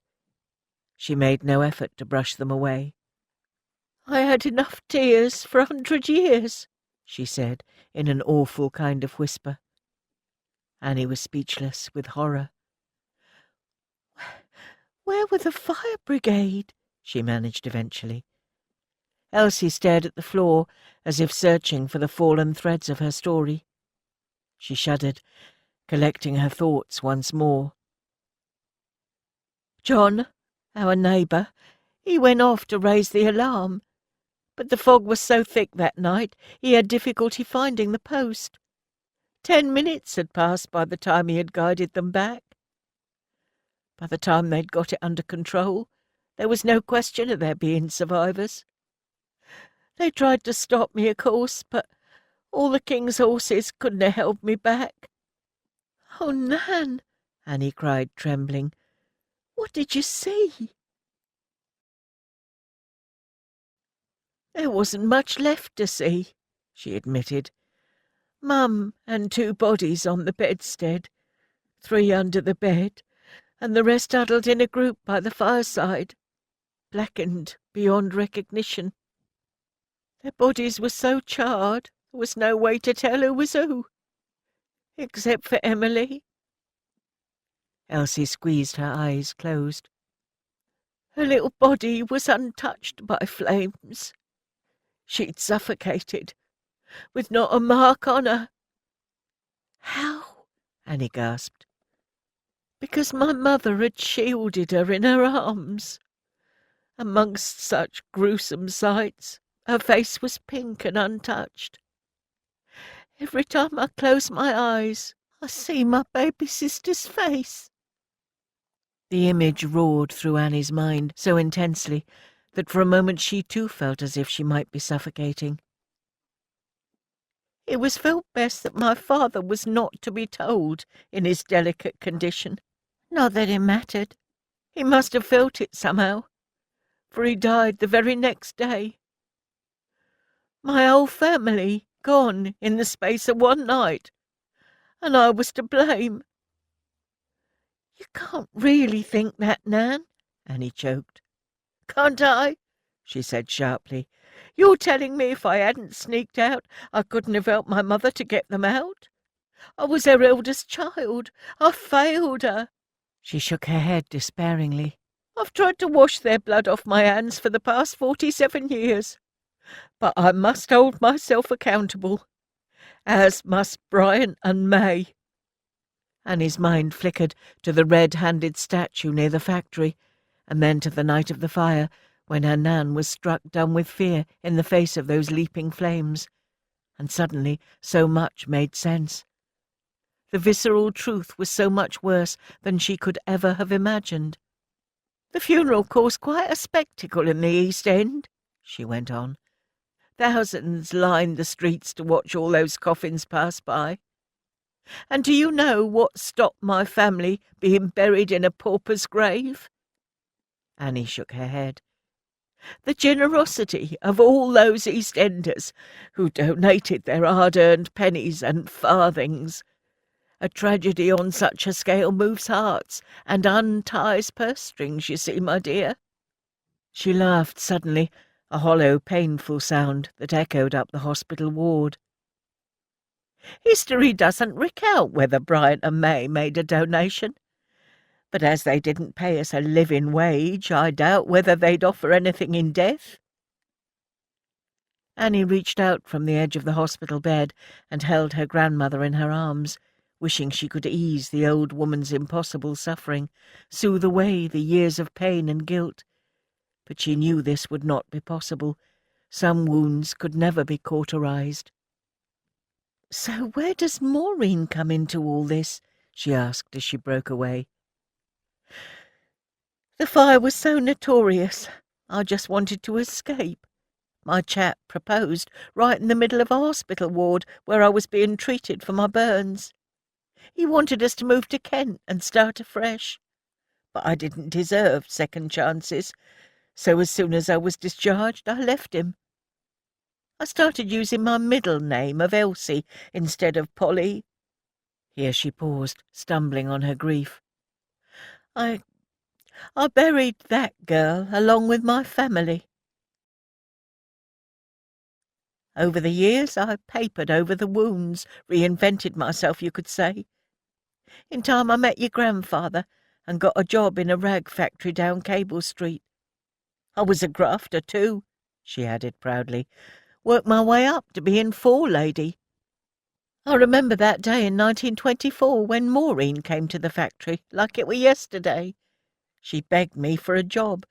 Scrap of a girl she was, terrified." "Maureen? Terrified?" Annie scoffed, thinking of the hard-nosed woman she'd known. "Bitter experience turned her into the woman you knew," Elsie replied. "Back then, she was 18, and her mother had turned her out on the streets. Her father, a bare-knuckle boxer, was hunting for her, vowing murders." "Why? What had she done?" Annie asked, intrigued. "She was caught with a babby, and not a ring in sight. It caused no end of a stink." Elsie shook her head. "Bad enough, but the father was a Lascar seaman, brown as Bovril." Annie's eyes widened. "But Maureen used to cross the road if she saw anyone who wasn't as white as she was." "Well, she didn't back then, dear." Elsie stared out of the window at the sea of smoking chimney-pots. "So what did you do, Nan?"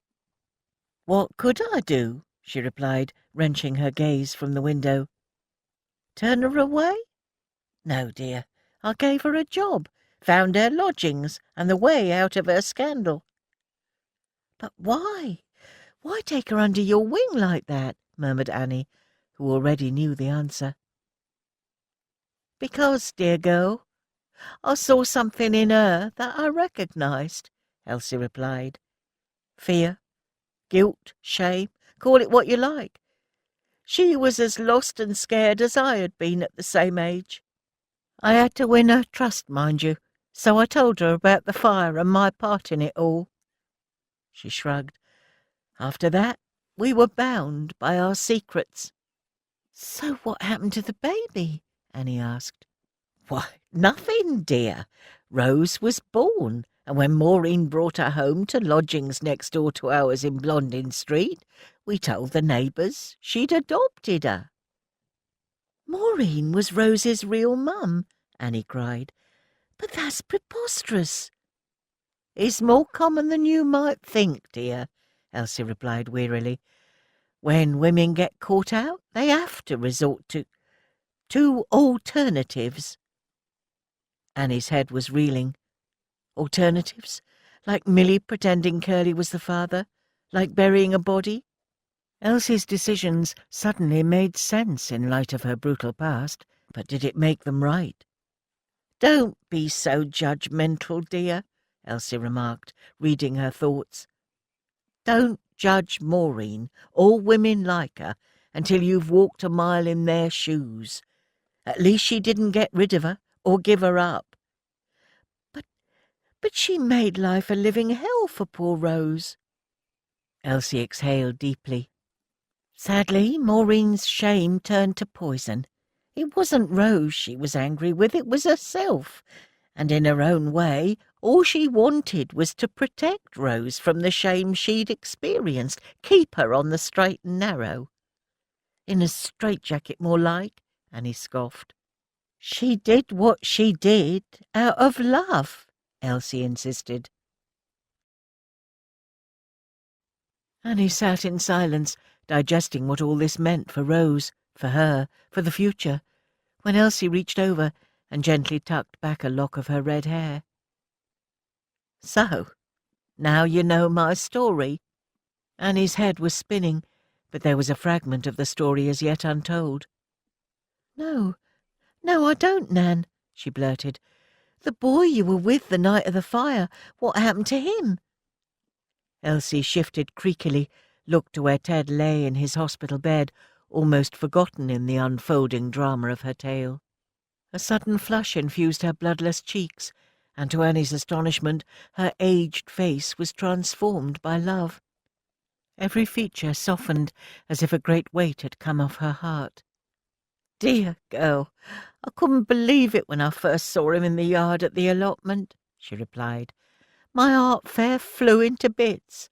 I imagined him to be dead." She touched her chest lightly with her fingertips. "I'd already buried him in my head and heart. To see him like that, and him a fireman after all these years." She shook her head. "I was scared. It was easier to pretend I didn't know or recognise him, but of course he saw straight through me. He always did." She reached out and touched his hand. "I never stopped loving him, you know, Annie, even after I met your grandfather." Ted stirred, moaning softly. His eyes were too swollen to open, but Annie could tell he could hear them. "You took your bloody time, old girl," he whispered. "But then you always was a stubborn thing." Chapter 23. April 1945. The shame that Maureen and Elsie had experienced had been like a bright silk thread which had kept on unspooling over the years, tangling them in knots, until neither had known what the truth felt like. Misplaced guilt had been the bond that had tied them together, and it had taken Maureen's death to finally free Elsie. Rose's forgiveness of her mother was born of understanding. Once she knew why Maureen had been so wretched and controlling, her painful childhood made sense. There was nothing to be gained in hating her mother for lying and manipulating her. Otherwise, all she would be doing would be perpetuating the mistakes of the past. She needed to look forward, not back, like the rest of the country. God willing, this painful war would soon be over. German armies were surrounded in the Ruhr, and the horrors of the Nazi concentration camps were being revealed to the world. Rumours were already circulating that Hitler had topped himself in a secret bunker. A nation needed to celebrate and grieve before finding its place in this strange new world. Rose was about to take her first tentative steps into a new life too. She checked her bag for the 50th time that morning to make sure she still had Tom's letter telling her which train station to get off at. "He'll be there," laughed Millie, shifting little Marigold on her hip. "Are you excited?" "Nervous," she grimaced, reaching out to tickle Marigold behind the ear. The little girl giggled and pumped her chubby legs out until she squirmed her way out of her mother's arms. Rose watched the 9-month-old girl as she shuffled her way across the grass on her bottom, little pink fists stretched out towards where Pip was snoozing in the spring sunshine. Rose often marvelled at the pathos of Marigold entering the world just as her own mother was leaving it. "I'm going to miss Marigold like anything," she admitted, "but I think Pip's going to love his new life in Devon." After Maureen's death, Rose had written to Tom to explain why she had ignored his letters. She felt she owed him that much at least. His response had been instantaneous. The lend a hand on the land scheme he suggested she sign up for had seemed a perfect way for Rose and Tom to rekindle their friendship. She had lodgings lined up, and Mrs. Frobisher had agreed her temporary release from the factory. A long summer working on the land alongside Tom stretched gloriously ahead. "Just spare a thought for Billy No-Mates in Bow here," Milly grumbled, but the girls knew she was teasing. "I still can't believe you're all leaving me." For Rose wasn't the only one leaving Bow that very afternoon. Annie had won a 6-month apprenticeship scheme with the Women's Farm and Garden Association, with a grant from Poplar Council, to train to become a gardener in food production. Pearl was going too, finally returning home to Liverpool to be reunited with her mum and dad. They were holding a small party at the girls' club allotment to mark the end of an era. A trestle table groaning with sandwiches made with cucumbers, fresh from the allotment, hard-boiled eggs courtesy of their chickens, sweet, juicy tomatoes, and jellies made with their own fresh raspberries, had all been laid under the shade of the sycamore. Even the blackbird, who'd made her nest in the branches above, seemed to have taken flight, Milly realised sadly. "Where has Nan got to?" Annie asked, smiling as she watched Marigold use the edge of the table to haul herself up and poke an exploratory finger into a jelly. "I'm not sure how long we can hold this one off." "She'll be here soon enough, love," Ted replied from where he was thinning the onions. "Where is it you're going to be based again, Annie?" Pearl asked. "Woodyates Manor, near Salisbury," she replied, cocking out her little finger. "I'll only be living with a Lady Lucas, no less." "Sounds posh," Milly remarked. "Don't come back all hoity-toity with a plum in your mouth." "Sod off," Annie grinned, picking up a clod of earth and hurling it at Milly, who dodged it, shrieking with laughter. "Don't be using language like that at the manor house, or they'll take that grant off you," rang out a voice. Ted's face lit up when he saw his wife striding towards them, with a pail clanking in each hand. "Oh, hello," he said, taking out a hanky and mopping his forehead. "She's been at it again. Don't you think we've got enough horse shit on that compost?" "When it comes to composts, you can never, ever have enough horse shit," Elsie puffed, setting down the steaming buckets. "Look how many plants we have now. We'll not run out." Elsie was right, and together she, Ted and the girls surveyed the burgeoning allotment. It was a magnificent sight that thrilled Annie to her core. What had started out as a single allotment had spawned into 5 10-rod plots stretching out across Bryant and May's recreation grounds, and tended by a rotation team of factory workers, firemen, locals and school children. It truly was a community affair now. Thanks to donated seeds shipped in by the American Red Cross, the field was a sea of luxuriant leeks, carrots, sprouting broccoli, potatoes, and even something called sweet corn, which Annie had never heard of before, and all planted under a full moon, just as Samuel had requested. Annie felt proud that they had tilled this small corner of England into something worth fighting for. The words of her Nan's and the nation's favourite gardener, Mr. Middleton, ran through her mind. The very essence of gardening consists of rooting out and destroying all the evil things, and cultivating and developing all that is good and beautiful in life. He was right. Their allotments had helped them live through some very dark days. The yard allotment was long gone now. The crater from the rocket was filled in, and the spot where John Brunt had made his violent return into Pearl's life was now covered in a giant stack of logs, which would end their lives as matchsticks. Pearl would never recover from the trauma of that night, or the years of sadistic violence, but at least back home with her mother she could begin to rebuild herself again. "Well, we ain't rested on our spades, have we?" Elsie remarked. "No, love," Ted smiled, sliding his arm around the old woman's shoulder. "We certainly haven't. We've a few more years of digging for victory ahead, though, old girl." Elsie groaned. "What don't ache, don't work," Ted chuckled. "Besides, you've a good few years left in you yet." "Your lips to God's ear," she bantered back. Annie felt comforted to know that in her twilight years Elsie had finally found peace and acceptance in Ted's arms. His love and steadfastness had rescued her from the horrors of her past. It made leaving Beau that much easier to bear. And leave she must. She would miss the factory, but she owed it to her Nan to find out what more she was capable of beyond packing matches. The war was not yet won, and if the government was to be believed, food shortages were set to become even more urgent. She intended to put her training in food production to good use, which just left Milly.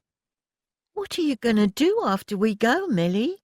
Annie asked, turning to the platinum blonde, who was looking particularly ravishing in a pair of dungarees, mud-encrusted boots, and cherry-red lips, courtesy of her pal at Yardley over the Stinkhouse Bridge. "Well, I thought I might find myself a GI with deep pockets and head up the Palladium for a few pink gins," she winked, plumping her hair. Annie's mouth dropped open. "Behave," she laughed. "What do you think I'm going to do? I'm going to go home, give Marigold her bath, read her a story, and then we'll both fall asleep." "You could always come and stay with us over the summer," Pearl ventured, "especially when Curly gets released from prison." "That's kind, Pearl, but I'm like a hardy perennial. Takes more than a bad man to uproot me from the area I love," she joked. "Besides, I have a feeling he won't be coming back to Beau in a hurry. Did you know he was also charged under the essential work order? Once he's released, they're shipping him straight into the army so he can do a real job for a change." "Just as well," Ted remarked. "Rumour has it the Transport and General Workers' Union are waiting to flatten him with a bus." "Right, how about we get tucked into that spread?" said Elsie. "You girls can't go on a long journey without food in your bellies." "You better listen to the lady," Ted grinned. "More than our life's worth not to," Milly agreed.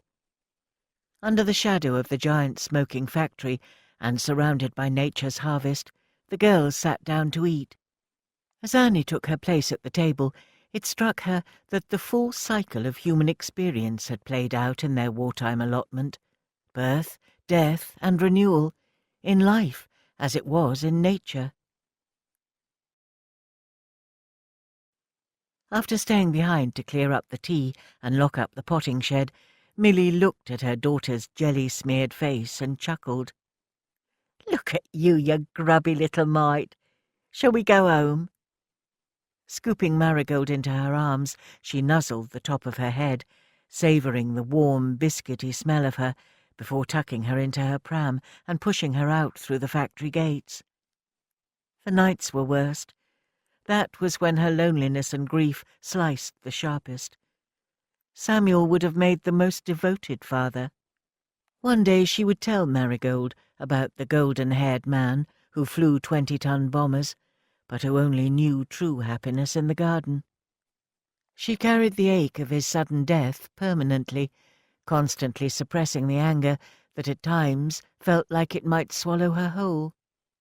No one ever talked about grief or anger in this war, as if to admit to feeling it was unpatriotic. Lost your dad, brother, husband, lover. Never mind. A stiff upper lip, keep calm and carry on. Well, sod that. Milly needed to mourn, otherwise how would she ever know their affair had existed? It was a perfect spring evening. The sky was softening to a deep, luminous shade of blue. The apple trees at the back of Clayhall Road were bursting into bud, and a gentle wind scattered tufted dandelion seeds like confetti over the cobbles. Milly paused at the end of Parnell Road, and on instinct kept walking. The thought of another night sitting by the wireless alone was too depressing for words. The lonely night could wait. There was one place she wanted to be, the place she felt closest to him. By the time she'd pushed the pram over the doorway of the ruined church, Marigold's eyes were growing heavy.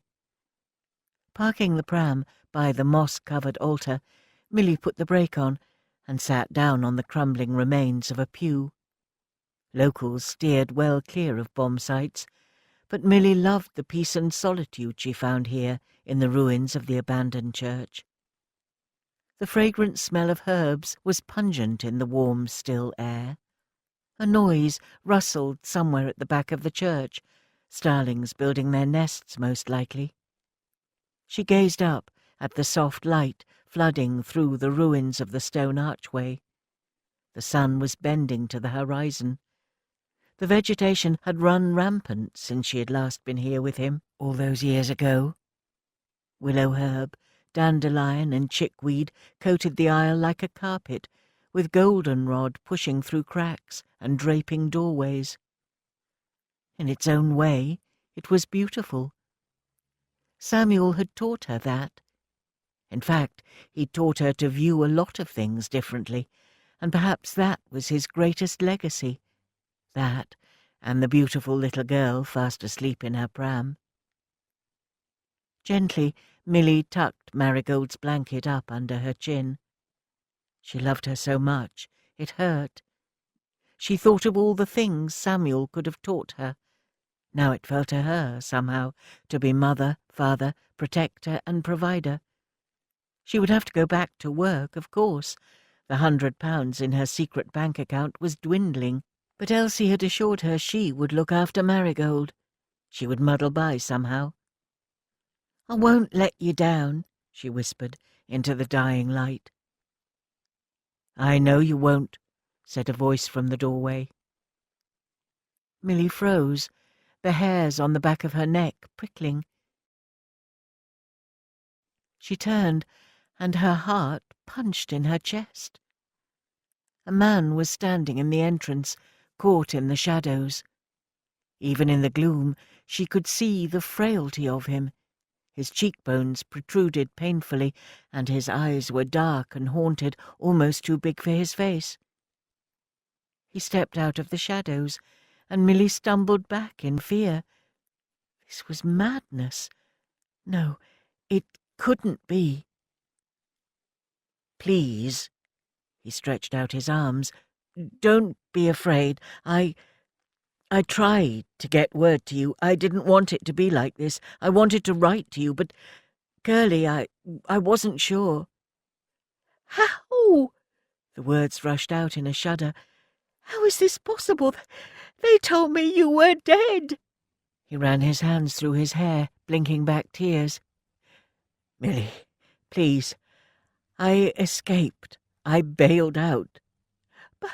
But your navigator," she stammered, fearful she had completely lost her mind and was talking to thin air. He said you didn't make it out." "I can see why he thought that," he replied. "It was dark, so much chaos. There were aircraft exploding all around us. It was hellish." He broke off, as if recounting the memory was too much for his frail body. "When I landed, I was captured straight away, then held near the Polish border before I escaped. With the help of the resistance, I was able to hide out until it was safe to be on the move." Milly stared, dumbstruck at the man before her, frozen in her own skin. "And here I am," he whispered, fearfully. She clutched the handles of the pram, a queer cry echoing through the church. This was not real. It was her mind playing cruel tricks on her. "I was reconciled to death, Milly," he went on, moving slowly towards her through the deserted church, as if any sudden move might cause her to bolt. "It was only the thought of you that kept me moving through all those nights. You alone have kept me alive." Her heart contracted. She longed to rush to him, to touch him, to see if he was really real. But she did not dare. He was so painfully thin, as if the flesh had melted from his bones. He stepped closer and held out a hand. She smelt the soft, warm scent of him and choked back a sob. And then she was in his arms, and she felt blind, beyond logic. Her lips found his with scolding relief. Tears soaked their cheeks, and as his chest pressed against hers, she felt his frail body tremble with emotion. He pulled back, and gripping her face in his hands, he planted urgent kisses all over her cheeks, her forehead, the sweep of her brows, shuddering with relief. At the touch of his lips, the damp saltiness of his tears, little by little he came back to life. "It's you!" she laughed, clinging to him, patting his shoulders, running her hands down his arms. "It's actually you!" "Yes, yes," he cried, pulling her back into his embrace. And there, standing in the empty church, they clung to one another, speechless with joy, overwhelmed with love. "And Milly," he wept, his voice soft and unbelievably, wonderfully, ecstatically clear in her ear. "Is she mine?" Gently she pulled back Marigold's blankets and placed her in his arms. A look of love so pure and powerful transformed his features. Now it was his turn to feel disbelief as he gazed down on his daughter's face. Holding her like she was made of glass, his tears fell like summer rain. They talked until night fell like a velvet curtain over the roof of the church, filling each other in on the surreal events of the past 18 months, plotting an uncertain future, but a future nevertheless. Samuel had to return to his base. There was no end of paperwork, medicals, red tape to be waded through. But Milly didn't care. They had the rest of their lives together. They kissed again, neither wanting to part, until Samuel pulled back. "I nearly forgot," he said, pulling a faded packet from his breast pocket. "This is what kept me going. Your marigold seeds, minus a few I planted some in France." He hesitated. "I thought maybe, when this war is over, we can go there, see if they've blossomed." Milly smiled and rested her head against his chest. "Maybe, but perhaps for now we can rest a while on British soil."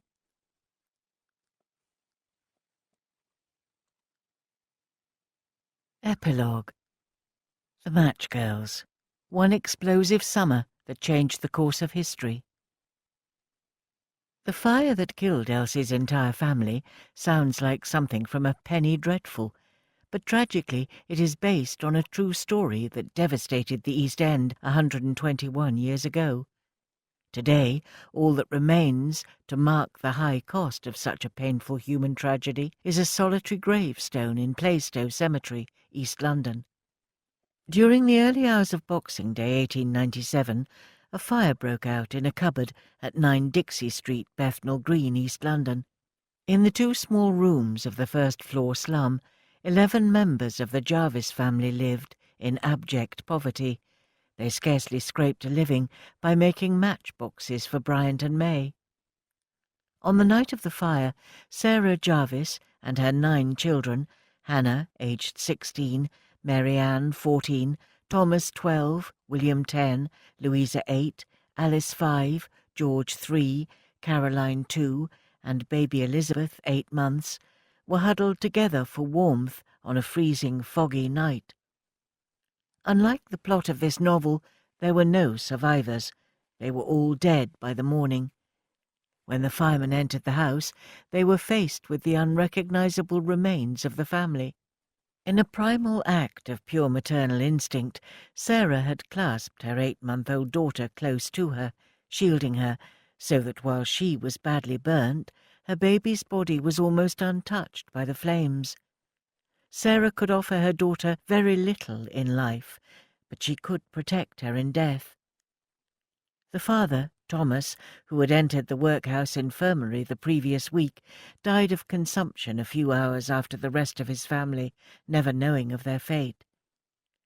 And it is here that the heartbreaking story takes an extraordinary turn.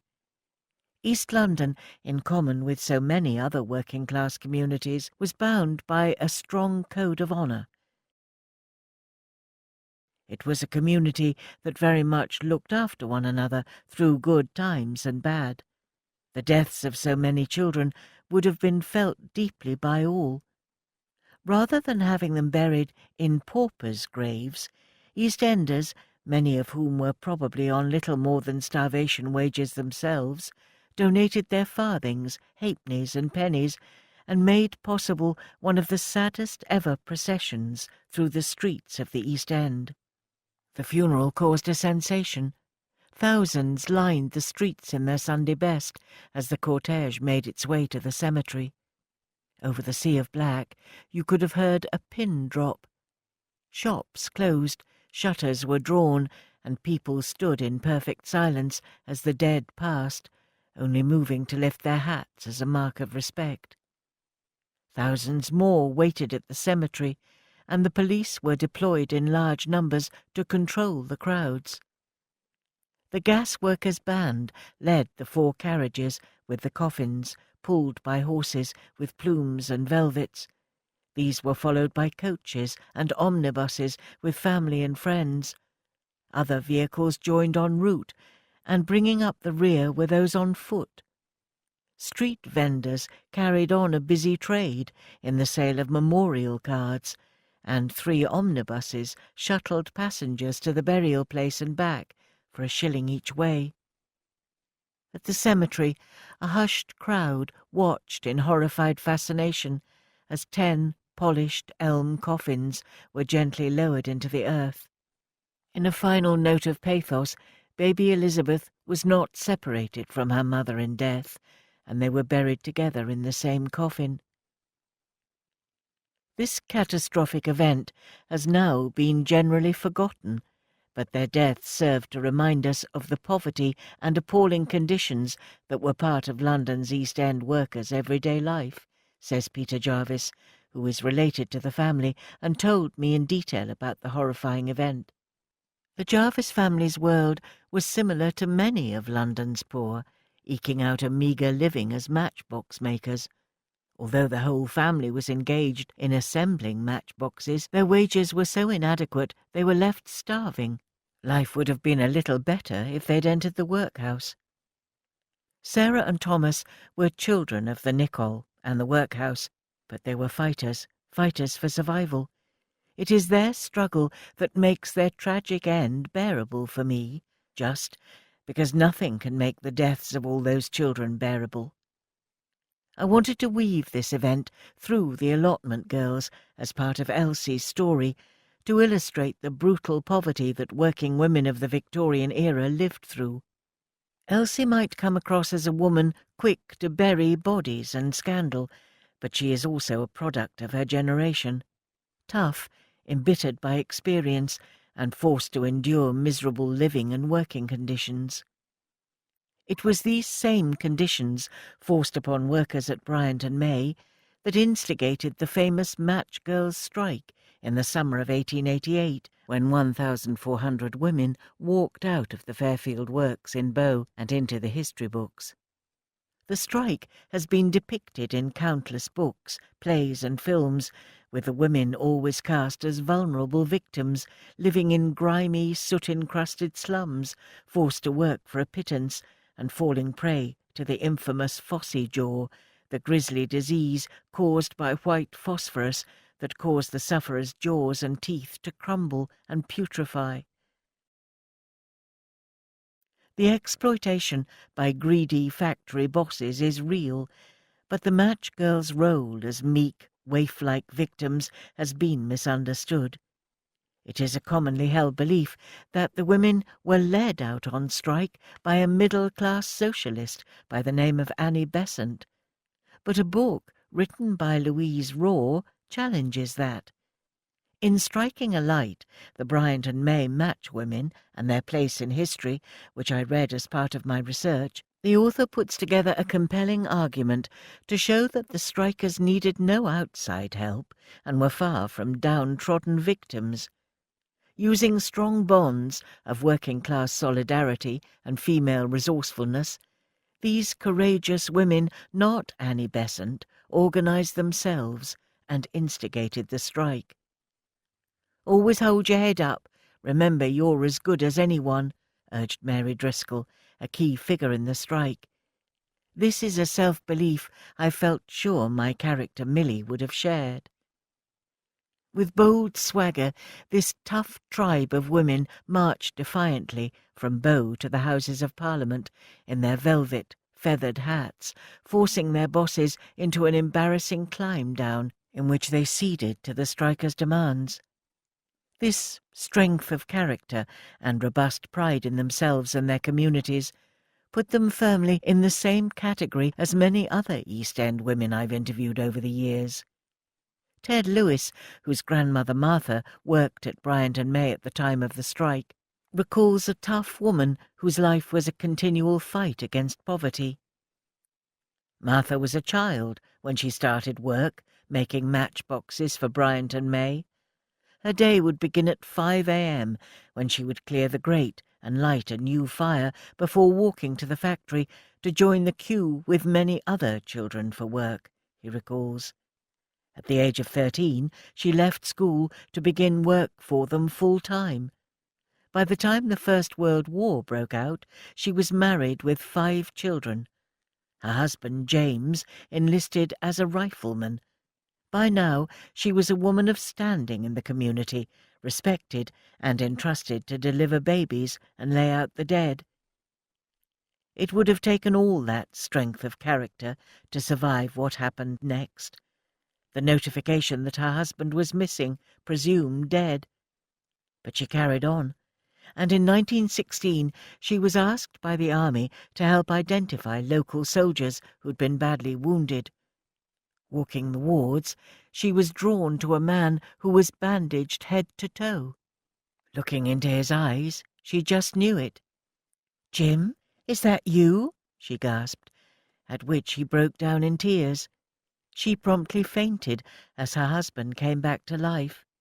This sounds like something from a film, but the reality of caring for a badly wounded man with no medical or financial assistance, as well as raising their children and making matchboxes to scratch a living, makes this far from a fairy tale ending.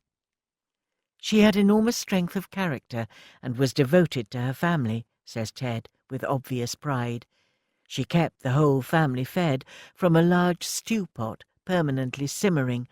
I would be dispatched down to the butcher for 2 penn'orth of bones and leave the meat on. Channeling the same esprit de corps as her fellow workers, Martha could always be relied on to hold her own. In later life, when she had a fractured hip and walked with a stick, I used to take her down the pub. She was fond of a drink or two, chuckles Ted. If it ever got rowdy, she'd say, "If it kicks off, prop me in the corner and I'll take 'em on with me stick." It's this take 'em on attitude that forced the shareholders at Bryant and May to finally start to think about the welfare of their staff. The match girls' victory brought about unimagined improvements in the lives of future match workers. To erase the shame of the strike, the bosses set up a welfare scheme that was second to none. By the time of the Second World War, workers enjoyed on-site medical care, a dentist, library, pension fund, a generous savings and hospital fund, and social and sports clubs, including the Match Girls Club, which organised pottery, needlecraft, keep fit, dressmaking, debating and singing lessons, as well as an annual beano and dance. "Oh, it was a plum job," says 82-year-old Anne Simmons, who worked there in the 1950s. "My Nan hated me working there, mind. You'll get phossy jaw," she used to say. A lot of old East End women could never forget or forgive, but by the time I worked there it was smashing. Everyone wanted to work there. There was such camaraderie and friendliness amongst the girls.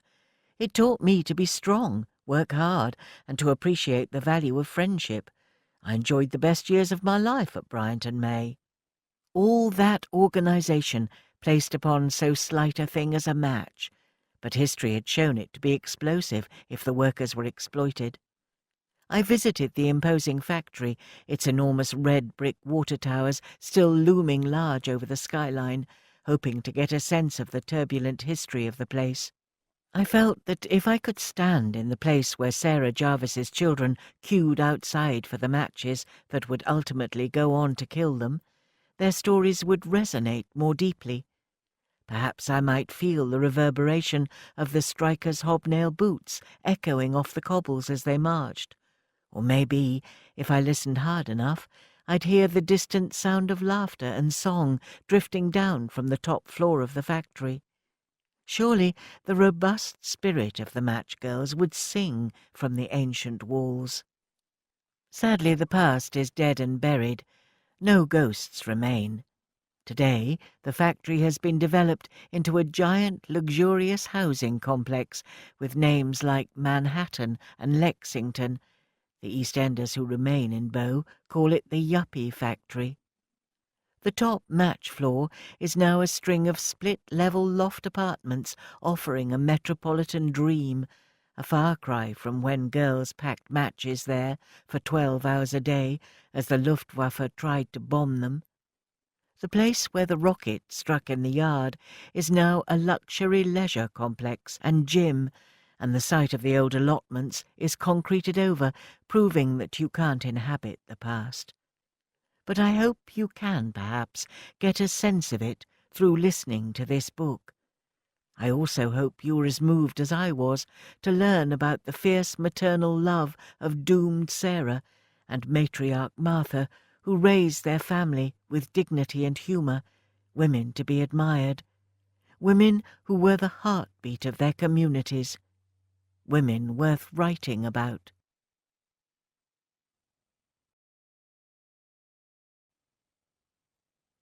You've been listening to The Allotment Girls by Kate Thompson, narrated by Helen Lloyd.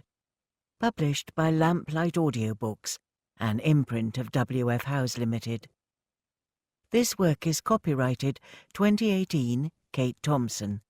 This recording is copyrighted 2018 W.F. Howes Limited.